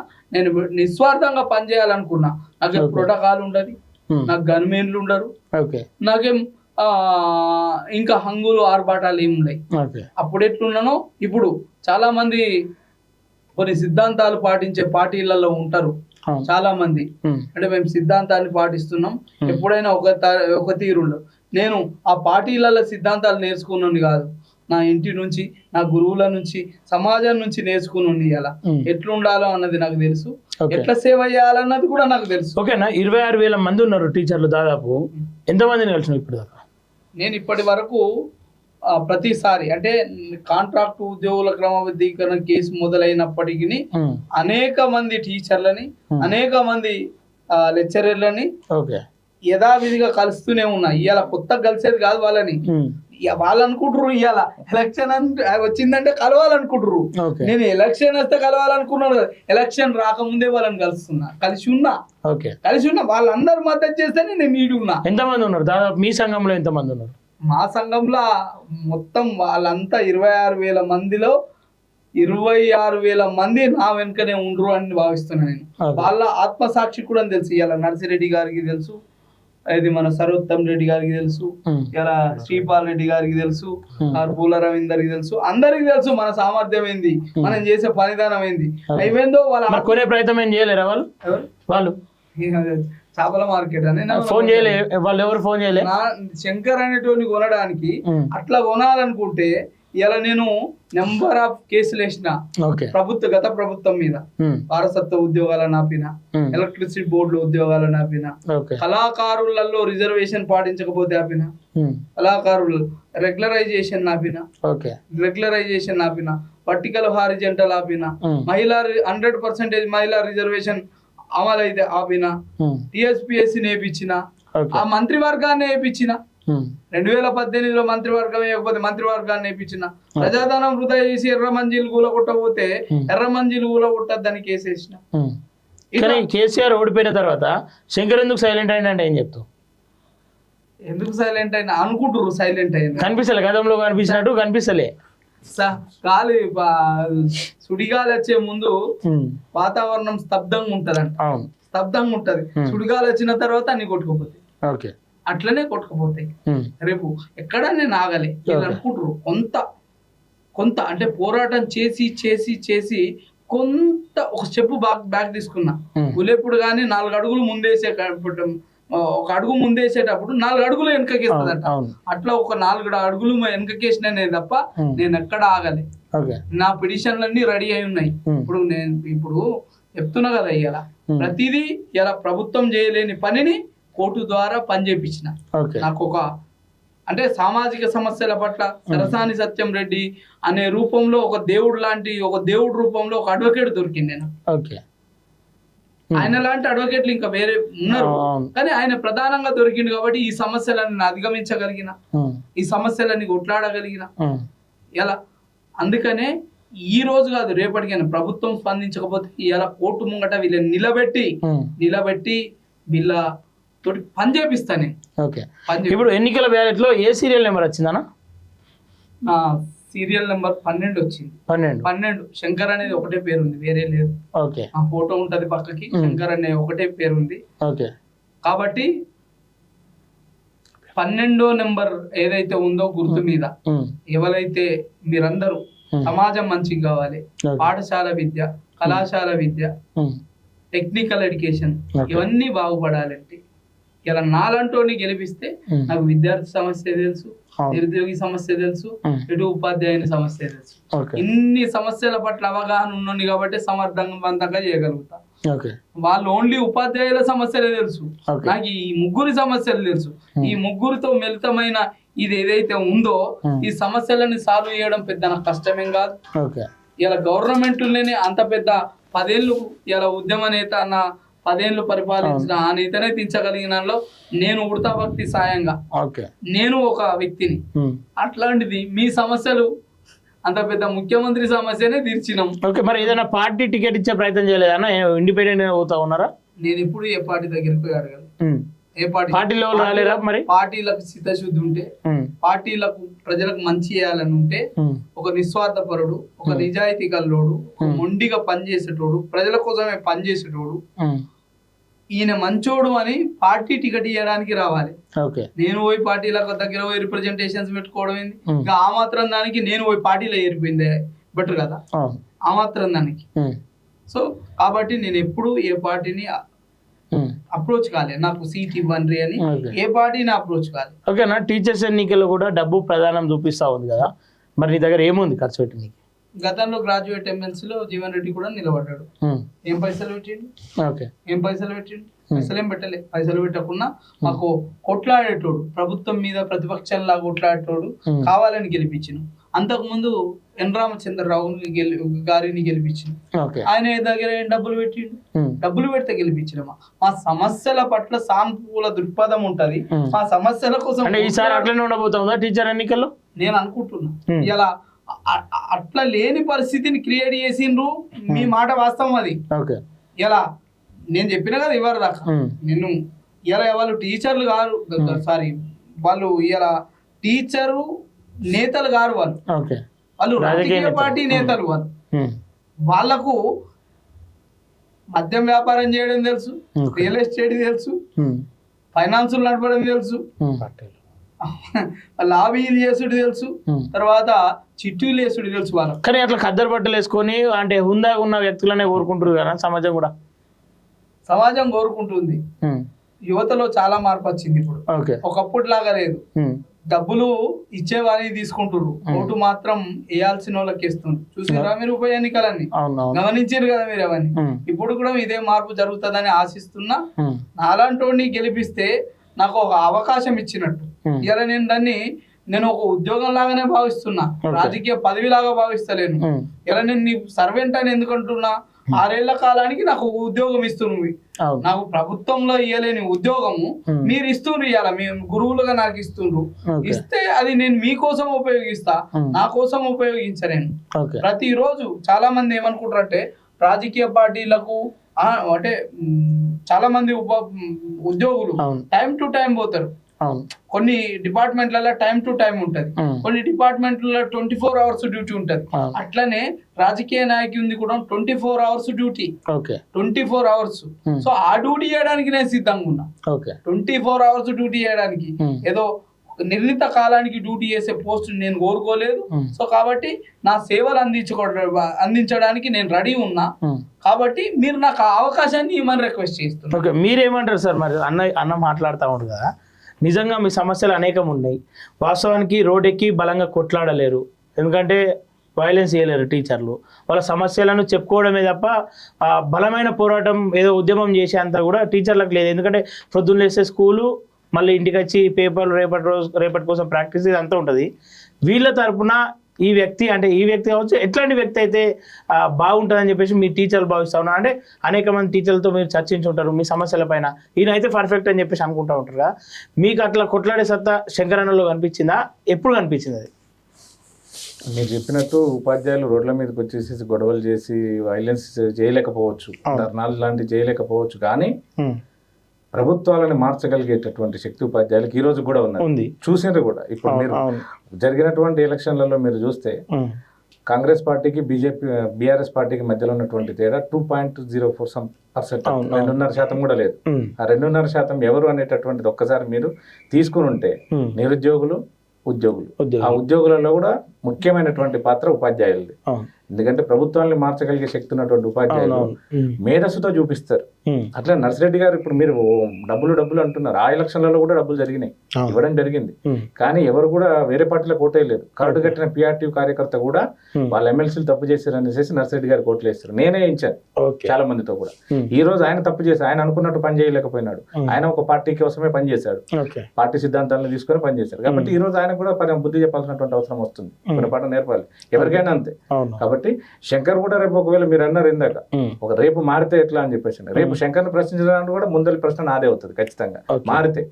కానీ అవకాశం దొరికినటువంటి సందర్భంలో కాంట్రాక్ట్ లెక్చరర్ల వ్యవస్థకు వ్యతిరేకంగా పోరాటం అనేది సాధారణంగా ఏం జరగట్లేదు. కోట్ల రూపాయల చేతులు మారినాయి, అందరికీ తెలిసిన విషయం. అర్ధరాత్రి ఇంటర్మీడియట్ బోర్డు పోయి కొట్లాడినటువంటి శంకర్ కు తను కొన్ని డబ్బులు ఇచ్చేసేస్తే నేను సెటిల్ అవుతానని చెప్పేసి ఎప్పుడో సెటిల్ చేసేటటువంటి మాకే మేము 2 సంవత్సరాల కింద మొదలు పెట్టినటువంటి పోరాటం మాకే బెదిరింపులు వచ్చినాయి, కేసు పెట్టారు, అంతకంటే ముందు బుజ్జగించారు. సైడ్ అయిపోతే ఏం కావాలో సెట్ చేస్తాం, శంకర్ని కూడా సెట్ చేస్తామని కూడా చెప్పడం జరిగింది. కానీ కాంప్రమైజ్ అయ్యేటటువంటి వ్యక్తిత్వం తందు కూడా కాదు. ఆత్మగౌరవం కోసం పనిచేసేటటువంటి వ్యక్తి, ప్రజల కోసం కొట్లాడాలనుకునేటటువంటి వ్యక్తి పాదవచ్చినంత మాత్రాన మారదు. కాబట్టి ఒకవేళ మారితే రేపు శంకర్ని కూడా ప్రశ్నిస్తాం, ఖచ్చితంగా పని చేయించే ప్రయత్నం చేస్తాం. కానీ ఇక్కడ శంకర్ని నమ్మింది దేనికి అని అంటే అన్ని అవకాశాలు ఉండి కూడా ఏదో రాజకీయ పార్టీ దగ్గర పోయి తీసుకోవచ్చు, లేదా ఈ కాంట్రాక్ట్ వాళ్ళని అడిగేసేసి వాళ్ళ దగ్గర నుంచి సెటిల్ అయిపోవచ్చు. ఆఫీసర్లకు అందరికి మందికి డబ్బులు ఇచ్చిన వాళ్ళు శంకర్ అడిగితే కూడా ఇచ్చేటోళ్ళు, వదిలేసేటోళ్ళు. కానీ దానికి పోకుండా సిద్ధాంతం కోసం నిలబడ్డాడు, నిరుద్యోగుల కోసం నిలబడ్డాడు. కాబట్టి రేపు ఉపాధ్యాయ సమస్యలను కూడా అదే చిత్తశుద్ధితో, ఎందుకంటే మనకు వాళ్ళు మేనిఫెస్టోలో చూపించినటువంటి సమస్యలు చూడండి, 2007 కాబట్టి 2000 సంవత్సరం నుంచి ఉన్నటువంటి సమస్యలే. ప్రతిసారి అదే సమస్యలు చూపిస్తారు, ప్రతిసారి అవే సమస్యలతో మేనిఫెస్టోతో వస్తున్నారు. మరి గడిచినటువంటి కాలంలో సమస్యల గురించి మీరు పోరాటం ఎందుకు చేయలేకపోయినారు? మీ పోరాటంలో ఎంతమంది ఉపాధ్యాయులతోటి మీరు చర్చించారు? ప్రశ్నించినటువంటి వాళ్ళని ఎంతమందిని తయారు చేశారు? ఇక్కడ ఏంటంటే శంకరన్న అనే వ్యక్తి అనేక ఉద్యమాలకు సంబంధించినడు. ఇప్పుడు మీ టీచర్స్ అంటే ఒక ఎమ్మెల్సీ, ఒక టీచర్ల పక్షాన ఉండాల్సిన ఎమ్మెల్సీ మీకు సమయం ఇవ్వలేకపోయాడు. ఇప్పుడు ఈయన మీ పక్షాన ఉంటాడా? ఆయనకు అనేక సమస్యలు ఉంటాయి, ఏదో సమస్యలు ఎక్కడికో పోవాల్సి వస్తుంది. ఈయన టీచర్లకు ఫుల్ ఫ్లెడ్జ్గా పనిచేయగలుగుతాడని చెప్పేసి అనుకుంటారా? నిజానికి వాస్తవానికి టీచర్లకు ఉండేటటువంటి సమస్యలు పరిష్కరించడానికి పూర్తి స్థాయిలో ఒక ఎమ్మెల్సీ పూర్తి స్థాయిలో పెట్టాల్సినటువంటి అవసరం లేదు, ఒక్కసారి సరి చేస్తే.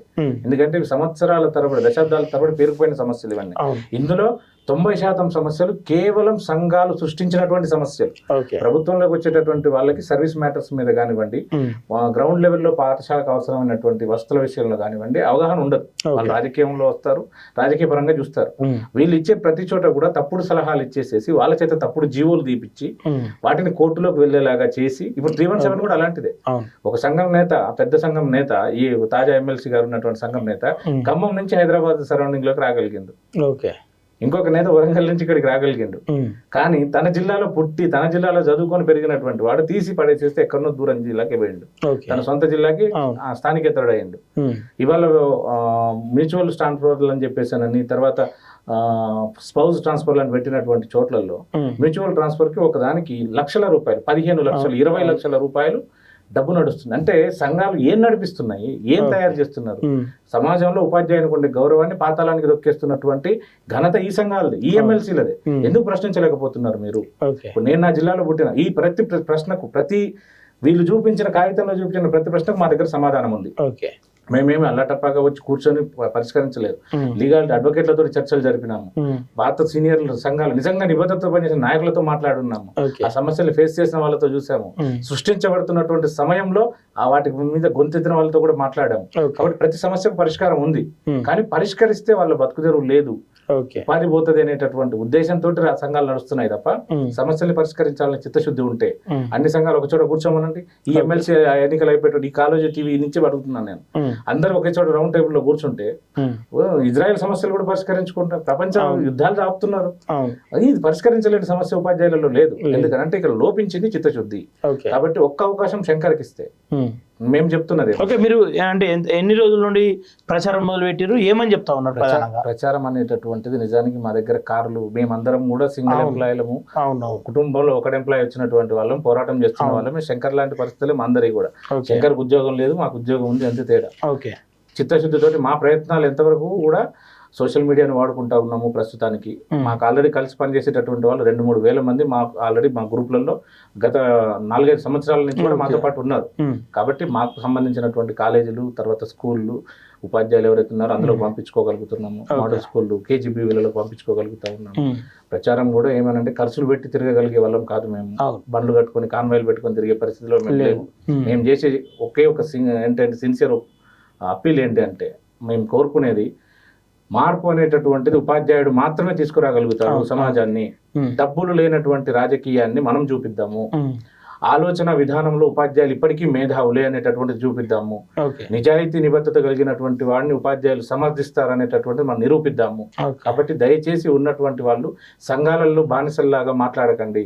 ఇప్పటి సంఘం సభ్యత్వాలు కట్టుకొని మీరు సంఘంలో ఉండండి, కానీ ఎన్నుకోవాల్సి వచ్చినప్పుడు మాత్రం నిజాయితీ కలిగిన వాడిని, నిబద్ధత కలిగిన వాడిని, మన సమస్యల పరిష్కారం కోసం ప్రయత్నం చేసేటటువంటి వాడిని ఎన్నుకుందాం. ఒక అవకాశం ఇవ్వండి. శంకర్ అనేటటువంటి వాడిని మనం నాయకుడిగా ఎన్నుకోవట్లేదు, మనకు పని చేయటం కోసం ఒక ఉద్యోగిగా మనం పెట్టుకుంటా ఉన్నాము. తను చెప్పినటువంటి విధానం ₹1,00,000 కార్పస్ ఫండ్ పెడతానని చెప్తా ఉన్నాడు. ఖచ్చితమైనటువంటి సమస్యల గురించి తను ప్రశ్నిస్తాడు. అతని సమయం తీసుకుంటాము అనేది కాదు, మనకు సమయం అతని ఇవ్వడం కాదు, అతనికి మనం సమయం ఇస్తాము. మీరు కూర్చున్నటువంటి స్కూల్ నుంచి ఒక అప్లికేషన్ యాప్ పెట్టేసేసి నాకు ఈ సమస్య ఉంది అని చెప్పి మెయిల్ చేయండి, మీ స్కూల్కి వచ్చి శంకర్ అప్లికేషన్ తీసుకొని పోతాడు. ఈ గ్యారంటీ మేము కూడా ఇస్తా ఉన్నాము. అతను ఇయ్యనటువంటి పక్షంలో అదే శంకర్ని కూడా నించోబెట్టి ప్రశ్నించేటటువంటి దాంట్లో కూడా మేమే ముందుంటాము. కాబట్టి దయచేసి సంఘాలు, పార్టీలు అన్నింటికి అతీతంగా డబ్బులు అది అనేది మనం మాట్లాడుకోదగ్గ విషయమే కాదు. ఎందుకంటే వాళ్ళు ఇచ్చేటటువంటి 2,000, 3,000, 5,000 మన ఒక్కరోజు జీతం కాదు, ఒకరోజు ఖర్చు పెట్టే ఖర్చు కాదు. దానికోసం 6 సంవత్సరాలు మన ఆత్మ గౌరవాన్ని తాకట్టు పెట్టుకునే దౌర్భాగ్య స్థితిలో ఉపాధ్యాయులు, లెక్చరర్లు ఉన్నారని నేను అనుకోను. మిమ్మల్ని ప్రలోభ పెట్టే ప్రయత్నాలు చేయనివ్వండి, కానీ మీరు ఎన్నుకునేటటువంటి సందర్భంలో 12వ నెంబర్ని గుర్తుపెట్టుకోండి. 12వ నెంబర్ అనేటటువంటిది మనం కోల్పోయినటువంటి స్థానికతను తీసుకొస్తుంది, మనం కోల్పోయినటువంటి ప్రమోషన్ల అవకాశం కోసం పోరాటం చేస్తుంది, మనం కోల్పోయినటువంటి ఆత్మ గౌరవాన్ని తిరిగి తీసుకువచ్చి మళ్ళీ ఉపాధ్యాయుడు కూడా సమాజంలో గౌరవించబడే స్థాయిని తీసుకొచ్చే విధానంగా మీరు 12వ నెంబర్ ఓటు వేసి చూపించండి. ఆ మార్పు అనేటటువంటి చూపిస్తామని చెప్పేసి సవినయంగా అందరికి తెలియజేస్తా ఉన్నాం. Okay sir, thank you. అన్న మీరు చెప్పండి, ఇంతకుముందు గురుకులాల స్టోరీ వచ్చినప్పుడు సొంత భవనాలు లేవు వాటికి, టీచర్లు ఇబ్బంది పడతా ఉన్నారు, సొంత భవనాలు లేక విద్యార్థులు ఇబ్బంది పడతా ఉన్నారు. ఆ సమస్యకి పరిష్కారం ఏమని మీరు అనుకుంటా ఉన్నారు? సొంత భవనాలు ఇప్పుడు సప్లా నిధులన్నీ గతంలో అన్ని గురుకులాలకి మళ్ళీ ఇచ్చారు అవును మోస్ట్లీ. ఎందుకు పక్క భవనాలు రాలేదు? ఎందుకు రాలేదు? పెరిగిన పైసలు అవి ఆ పైసలని కరెక్ట్ గా వినియోగించేటట్టు చేస్తారు. ఒక్కసారి ఒక భవనం కడితే ఒక 50 ఏళ్ళ దాకా ఉపయోగపడుతుంది. ఎందుకు 20% నిధులని 25% నిధులని విద్య మీద ఖర్చు పెట్టలేకపోతున్నాం? ఒక సగటు పౌరుణ్ణి ఈ దేశానికి ఉపయోగించేటట్టు ఎందుకు తయారు చేయలేకపోతున్నాం? ఎందుకు మనము అద్దె భవనాలలో నడిపి ఇంట్రెస్ట్ ఏదైతే మనం తెచ్చుకుంటే ఇంట్రెస్ట్ డబ్బులు పెడితే ఈ భవనాలు అయిపోతాయి. ఎందుకు మనం నిర్మాణం చేయలేకపోతున్నాం? ఇలా అందులో వార్డెన్లు లేకుండా గురువులనే మనం వార్డెన్లుగా మార్చే ప్రయత్నం ఎందుకు చేస్తున్నాం? గురువులనే అటెండర్లుగా ఎందుకు మారుస్తున్నాం? గురువులనే ప్యూన్లుగా ఎందుకు మారుస్తున్నాం? ఇలా ఏ పనికి ఆ ఉద్యోగం ఉంది కదా, అలాంటి ఉద్యోగ నియామకాలు ఎందుకు జరుగుతాయి? నియామకాలు జరగాలి కదా. గురువులకు గురుతర బాధ్యతని సుప్రీంకోర్టు చెప్పింది కదా, ఏ పనులకు వాడద్దు, ఒక్క జనాభా లెక్కలు తప్ప మిగతా ఏ పనులకు వాడద్దని చెప్పినప్పుడు గురువుని గురువు పని చేపిస్తే బోధన నైపుణ్యాలు ఎట్లా రావాలి, విద్యార్థులను ఎట్లా తీర్చిదిద్దాలి అనే దాని మీద ఆలోచన ఉంటది. కానీ అన్ని కుటుంబ సమస్యలతో పాటు ఇలా పాఠశాల సమస్యలన్నీ గురువు మీద నెత్తి బరువు మీద పెడితే ఎట్లా పని చేయగలుగుతాడు? ఎట్లా మంచి విద్యార్థిని తీర్చిదిద్దగలుగుతాడు? గతంలో ఉన్న పోస్టులు ఇప్పుడు ఎందుకు కనుమరుగైనాయి? ఎందుకు నియామకాలు జరుగుతలేవు అనేది ఒక్కలను మాట్లాడుతుందా? లేదా ఒక్క ఉపాధ్యాయ సంఘ నేత అదే ఎమ్మెల్సీలు ఇప్పుడు ఏమైనా మాట్లాడుతుందా? అలాంటి వాడిని వస్తే ఖచ్చితంగా మాట్లాడతా. నాకు ఏ స్వార్థం లేదు, ఏ ఫైరవ లేదు, ఏ రియల్ ఎస్టేట్ లేదు, ఏ వైన్ షాపులు లేవు, నాకు అవసరం కూడా లేదు. మీరు ఇచ్చే ఈ ఉద్యోగం ఉంది కదా, ఈ అవకాశం ఉంది కదా, చాలు నాకు పని చేయడానికి, పనితత్వాన్ని నిరూపించడానికి. మళ్ళా నేను వాళ్ళ లెక్క రిటైర్మెంట్ దశలో రాజీనామా చేసి మళ్ళీ ఇంకొక అవకాశాన్ని కోసం పోతలేను. నేను ఇవాళ నేను సత్వ కలిగిన వయసులో ఉండి వస్తున్నా మీకు నేను పని చేయడానికి. సో కాబట్టి మీరు నాతో పని తీసుకోండి, నాతోటి మీ సర్వెంట్ గా నాతో పని తీసుకోండి రిక్వెస్ట్ చేస్తున్నా. ఇలా అక్కడనే కాదు, మన స్కూళ్ళల్లో సమస్యలు ఉన్నాయి. ఇవేందో కేజీబీవీలల్లా అయితే ఇప్పటి వరకు శాంక్షన్ పోస్టులు లేవు. కేజీబీవీలల్లా శాంక్షన్ పోస్టులు లేవు. అన్ని కాంట్రాక్ట్ అవుట్ సోర్సింగ్ గెస్ట్ మోడ్లనే ఇలా విద్యా బోధన జరుగుతుంది. విద్యా బోధన అందులో బోధనేతర ఏ సిబ్బంది లేదు. ఇప్పటి వరకు వాళ్ళకు టైంకు జీతాలు రావు, సమాన పనికి సమాన వేతనం లేదు. ఇవన్నీ ఎందుకు ప్రశ్నిస్తారు? ఇవాళ ఎన్నిక రాగానే ప్రశ్నిస్తుంది ఇవే మాటలు. నిన్న కాక మొన్న కేజీబీవీలలో ధర్నా పెట్టించారు. ఇదే తాజా మాజీ ఎమ్మెల్సీలు నిన్న కాక మొన్న పెట్టించారు. ఎందుకు మీరు 6 ఏళ్ల కాలానికి ఉన్నప్పుడు ఎందుకు ప్రశ్నించలేకపోయాను? ప్రభుత్వంతో ఎందుకు పని చేయించలేకపోయాను? ఇలా 010 పద్ధతి కింద నెలొచ్చినాడే మీ జీతాలు అయితే, మీ రాజకీయ నాయకుల జీతాలు అయితే 1వ తారీఖు రాగానే టన్నుమని పడిపోతాయి. ఏ పరిస్థితులు ఉన్నా మీ పడిపోతాయి. ఎందుకు వాళ్ళకు రావద్దు? ఒక ఉపాధ్యాయునికి, ఒక బోధనేతర సిబ్బందికి ఎందుకు పడాయి? ఇలా యూనివర్సిటీలన్నీ మూతపడే పరిస్థితులకు వచ్చినాయి. ఒక్క ప్రొఫెసర్ లేడు, అసిస్టెంట్ ప్రొఫెసర్ లేడు, అసోసియేట్లు లేరు. అసలు అరకొర నిధులతోటి అటీలను మూతపడే దశలోకి వచ్చినాయి. ఎన్నడన్నా మాట్లాడేరా?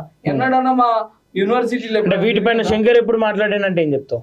ఎప్పుడు మాట్లాడినా, ప్రతి చోట గలం వినిపించిన. ఇలా వీళ్ళు అంటున్నారు కదా, అధికారం ఉంటేనే మేము పని చేస్తామంటారు. నేను అధికారం లేకుండా పని చేసిన. ఇలా రాష్ట్ర హైకోర్టుని అప్రోచ్ అయ్యి శాంక్షన్ పోస్టులు దీర్ఘకాలికంగా ఖాళీ ఉండొద్దని ఒక bill public interest litigation file చేసి ఇలా నియామకాలు తెచ్చిన. అది నా చరిత్ర, అది నా పనితనం. అంతే తప్ప వీళ్ళ లెక్క పదవి ఇయ్యంగానే మంచి అలవెన్సులు తీసుకొని మంచిగా ఏసీ కార్లల్లా. కానీ శంకర్ చేసిన ముచ్చట ఎంతమందికి తెలుసు? బయట ఎంతమంది దృష్టిలో ఉంది శంకర్ చేసిన పనులు? చాలా మందికి తెలుసు, కానీ ప్రచారం చేసుకోవడం, నాకు ప్రచారం చేసుకోవాలన్న ఆలోచన లేదు. ఇప్పుడు ఎప్పుడన్నా ఉండుంటే నేను చేసిన ప్రతి పనిని అంగులు హార్బాటాలతో చేసేటోనేమో, కానీ నాకు ఆలోచన ఎప్పుడు లేదు. నేను నలుగురికి పని చేయాలనుకున్నానే తప్ప ప్రచారం చేసుకోవాలన్న ఆలోచన లేదు. Okay. అందుకనే చాలా మంది మీలాంటి మీడియా వాళ్ళు అడుగుతున్నారు ప్రచారంలో నువ్వు వెనుకబడ్డావు అంటే. Yes, నాకు ప్రచారం చేసుకోవాలనే ఆకాంక్ష లేదు, ఆలోచన లేదు. అట్లాంటప్పుడు నేను ప్రచారం చేసుకోవడం ఏంది? మీరు ప్రచారం చేయాలి, ఫలితాన్ని అనుభవించిన వాళ్ళు చేయాలి. నేను చెప్తే అది అపత్రదానం అవుతుంది. నేను చెప్తే నేను మేలు చేసిన అంటే ఎలా ఇదంతా ఎందుకు?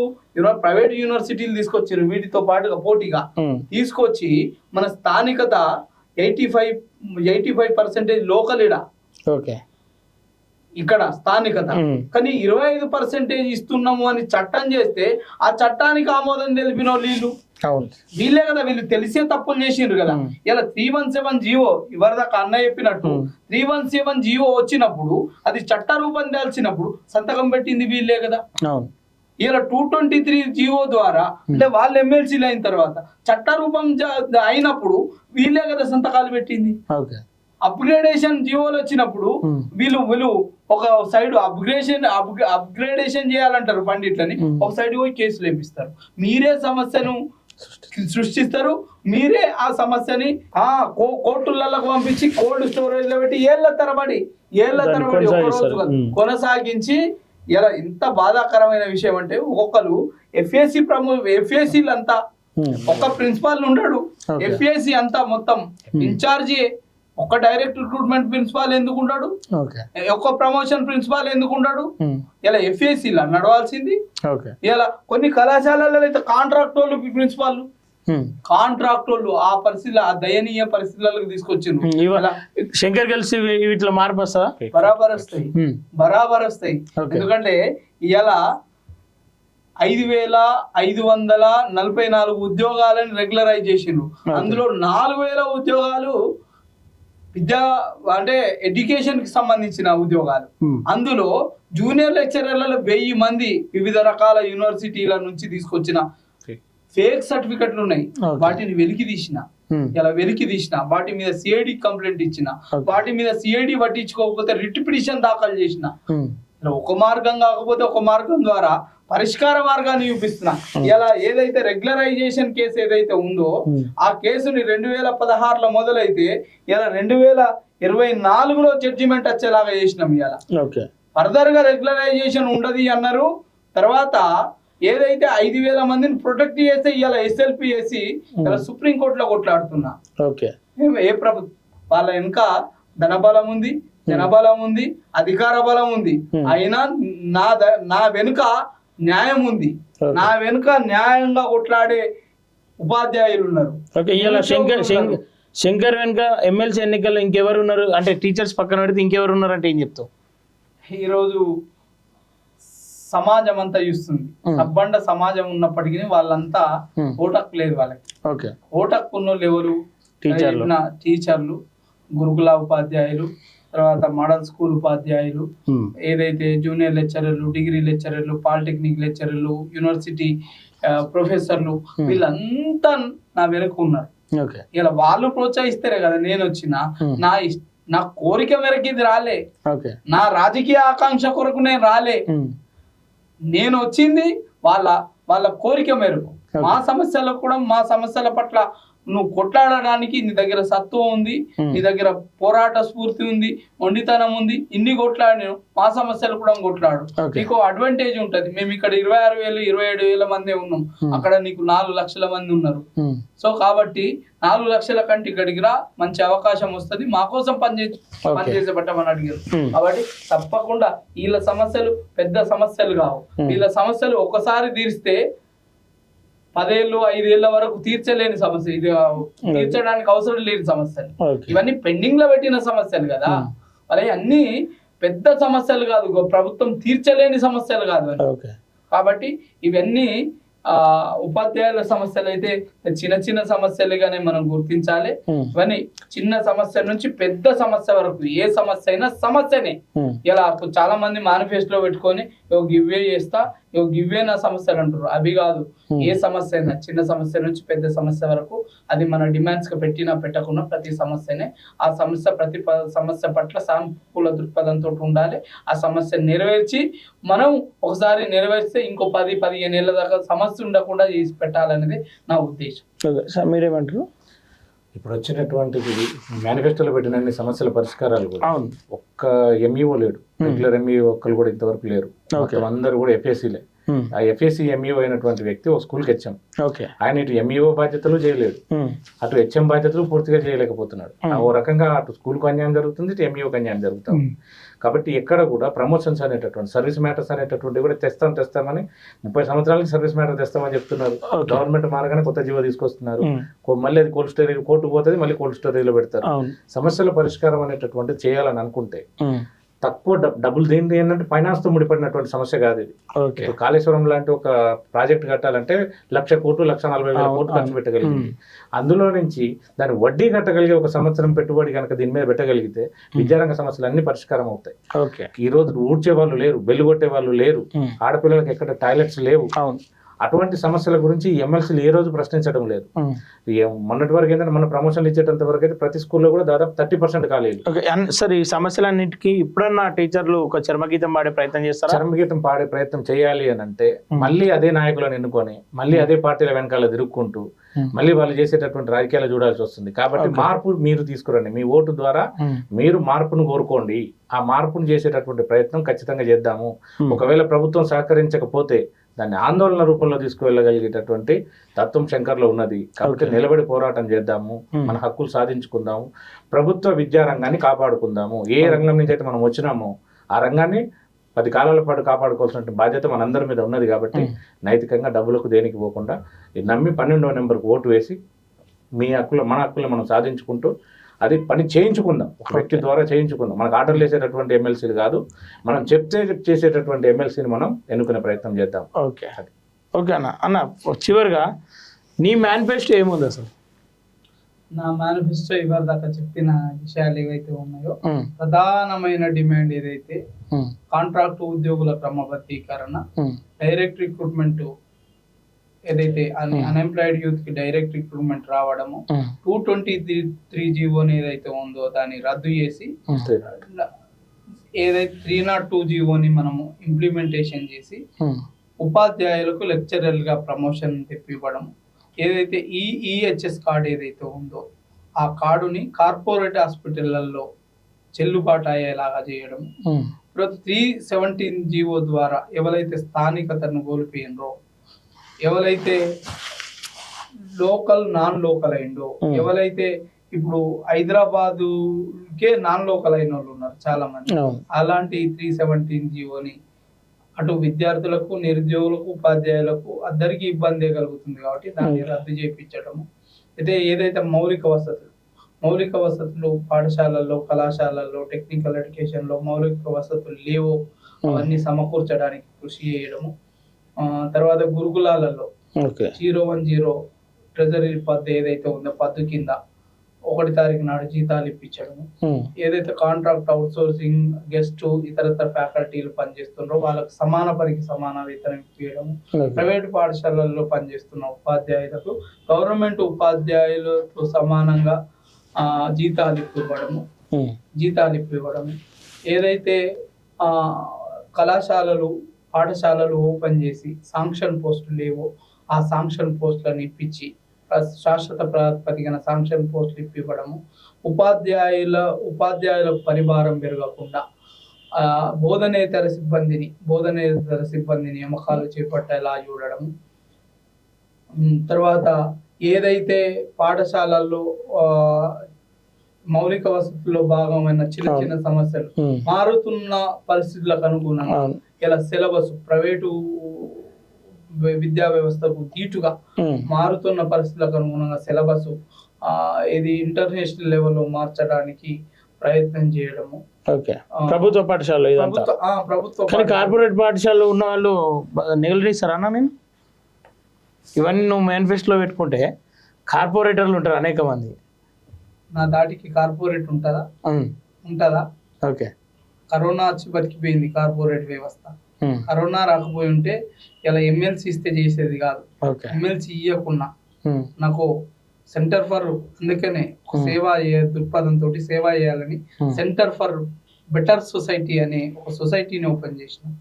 దాని ద్వారా విద్య, వైద్యం, శాంతి భద్రతలు ఎట్లా నడిపియాలి, ఎట్లా చేయాలని అది ఒక వైపు పనిచేస్తుంటది, అవును. అది ఒక వైపు పనిచేస్తుంటది. ఇది ఎమ్మెల్సీ అవకాశం ఇస్తే ఇప్పుడు నేను ఏవైతే చెప్పిన సమస్యలు ఉన్నాయో ఈ సమస్యలు ఏదైతే టీచర్లకు లెక్చరర్లకు వీళ్ళందరికీ ఇబ్బంది కలగకుండా బోధనేతర సిబ్బందిని ఏర్పాటు చేసి ఏ రకమైన సమస్యలు ఉన్నా ప్రతి సమస్యకు నేను మీ వెనుకున్నా అనే విధంగా ఉండి ఖచ్చితంగా పోరాటం చేసి ఈ సమస్యలనన్నీ పరిష్కరించే దిశగా 100% పరిష్కారం అయితే, పరిష్కారం కాకపోతే శంకర్ ఎమ్మెల్సీ ఉండడు, రిజైన్ చేస్తాడు. ఇచ్చిన హామీని నెరవేర్చుకున్నాడు, ఆ పదవికి వన్నెది అన్నాడు, ఆ పదవిలో ఉండి పనిచేయన్నాడు, నా సమర్థతను నిరూపించుకోలేనాడు రాజీనామా చేసి వెళ్ళిపోతాడు. అన్ని మాటలకేనా? వాళ్ళకి పదవులు పట్టుకొని ఊగులాడేటోని, ఆ పదవుల కోసం పందేరాలు వేసేటోని అయితే కాదు. గతంలో ఆ నా నిబద్ధత ఉద్యమాల్లో చూసిండ్రు, విద్యార్థి నాయకుడిగా చూసిండ్రు, నిరుద్యోగ నాయకుడిగా చూసిండ్రు. మనం ఏది చెప్తే అదే చేస్తా, ఏది చేస్తే అదే చెప్తా. కాబట్టి నమ్ముర్రి. ఎందుకంటే మంచోళ్ళు సమాజంలో నాకు నేను సర్టిఫై చేసుకుంటలేను. మంచోళ్ళు, మంచి గుణం ఉన్నోళ్ళు, వ్యవస్థ బాగుపడాలనే తత్వం ఉన్నోళ్ళు. ఇలా నేను నేను ఈ వైపు రావడానికి ప్రధాన కారణం ఏంటంటే ఇలా నేను ఆ పాఠశాలల్లో ఆ కళాశాలల్లో చదువుకొని వచ్చిన అవి పతనం అవుతుంటే, విద్యా ప్రమాణాలు పడిపోతుంటే దాన్ని చూడలేక బాధకు గురై నేను ఒక అడుగిటేస్తున్నా తప్ప రాజకీయాల మీద మోజుకొద్దు, రాజకీయ హరగ్రేటం చేసి ఇలా పెద్ద పెద్ద పదవులు పొందాలనే ఉద్దేశంతో వచ్చినాం కాదు. అది నాకు వచ్చిన ఖ్యాతి కింద, నేను చేసిన మంచి పనులకు నీ వల్ల బాగుపడ్డామనే మాట కింద, అది నాకు పెద్ద ఆభరణమేం కాదు. కాబట్టి ఇలా ఒక అదనపు అవకాశం ఇది, నేను చేసే పనికి అదనంగా ఒక ఆయుధం ఇస్తున్నట్టు. ఇలా అసమర్థుణ్ణి, ఇలా నేనేమంటున్నా, ఒక బీసీ ఓసీకి మధ్యలో యుద్ధం కాదు. అసమర్థుడైన బీసీ అయినా, అసమర్థుడైన ఓసీ అయినా, అసమర్థుని చేతిలో ఆయుధం పెడితే ఎట్లుంటది, నిరుపయోగంగా ఉంటది. కాబట్టి సమర్థమైన బీసీని నేను ఇలా మీరు ఒకవేళ నేను ఆ కులమానాలు పెట్టా, బీసీయా ఓసీ అని కులమానాలు పెట్టా, ఇది విద్యా వ్యవస్థ అవస్థల పాలవుతుంది.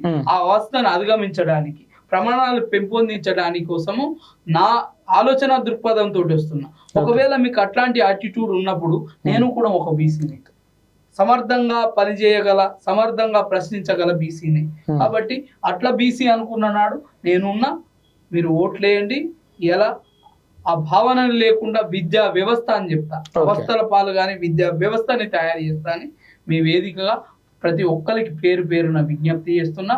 12వ నెంబర్ నా సీరియల్ నెంబర్ 12వ నెంబర్ 27వ తారీఖు నాడు 10 గంటల నుంచి పోలింగ్ స్టార్ట్ అవుతుంది. కాబట్టి అందరూ, ప్రతి ఒక్కరూ ఇలా నేను మీ శిష్యుని అనుకొని ఓటేసి ఆశీర్వదించండి. మీ శిష్యుడు, మీరు ప్రశ్నించడం, మీరు పని చేయడం నేర్పిన శిష్యుడు మీ సహ ఉపాధ్యాయుల కంటే ఎంత గొప్పగా పనిచేయాలనో అంత గొప్పగా పనిచేసి చూపడతాడని మీ మీడియా ద్వారా నేను వాళ్ళకి విజ్ఞప్తి చేస్తున్నా, అప్పీల్ కూడా చేస్తున్నా. ఓకే అన్న, థ్యాంక్ యూ సో మచ్ అన్న. ఒక చూసురు కదా, క్లియర్ కట్గా అయితే శంకర్ అన్న ఉద్యమకారుడు, ఉద్యమాలు చేస్తాడు, పోరాటాలు చేస్తాడు. ఆ విషయంలో అయితే ఎక్కడ కూడా ఆలోచించాల్సిన అవసరం లేదు.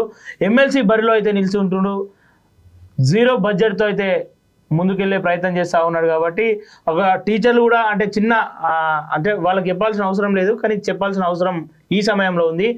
డబ్బు ఎవడైతే ఖర్చు పెడతాడో రేపటి రోజు ఆ డబ్బు కోసం పాకులాడతాడో, డబ్బు ఎవరైతే ఖర్చు పెట్టారో ఆ డబ్బుతో రేపటి రోజు వాళ్ళకి పని ఉండదని చెప్పేసి ఆ చిన్న సూత్రాన్ని మీ మదిలో ఉంచుకొని, ఎవరైతే మీకు నిజాయితీ గల వ్యక్తి అనిపిస్తుందో, ఎవరైతే నిజంగా పోరాడతారని చెప్పేసి మీరు భావిస్తారో, ఎందుకంటే రేపటి భవిష్యత్తు కోసం బాటలు వేయాల్సింది టీచర్లే. తరగతి గదిలోనే కాదు, ఉపాధ్యాయుల్లో ఈ ఎన్నికల్లో కూడా మీరు ఒక మంచి వ్యక్తికి మీ ఏదైతే అధికారం అంటగడతారని చెప్పేసి మనస్ఫూర్తిగా కోరుకుంటా ఉన్నా. చూస్తూనే ఉండండి college TV. Thank you everyone.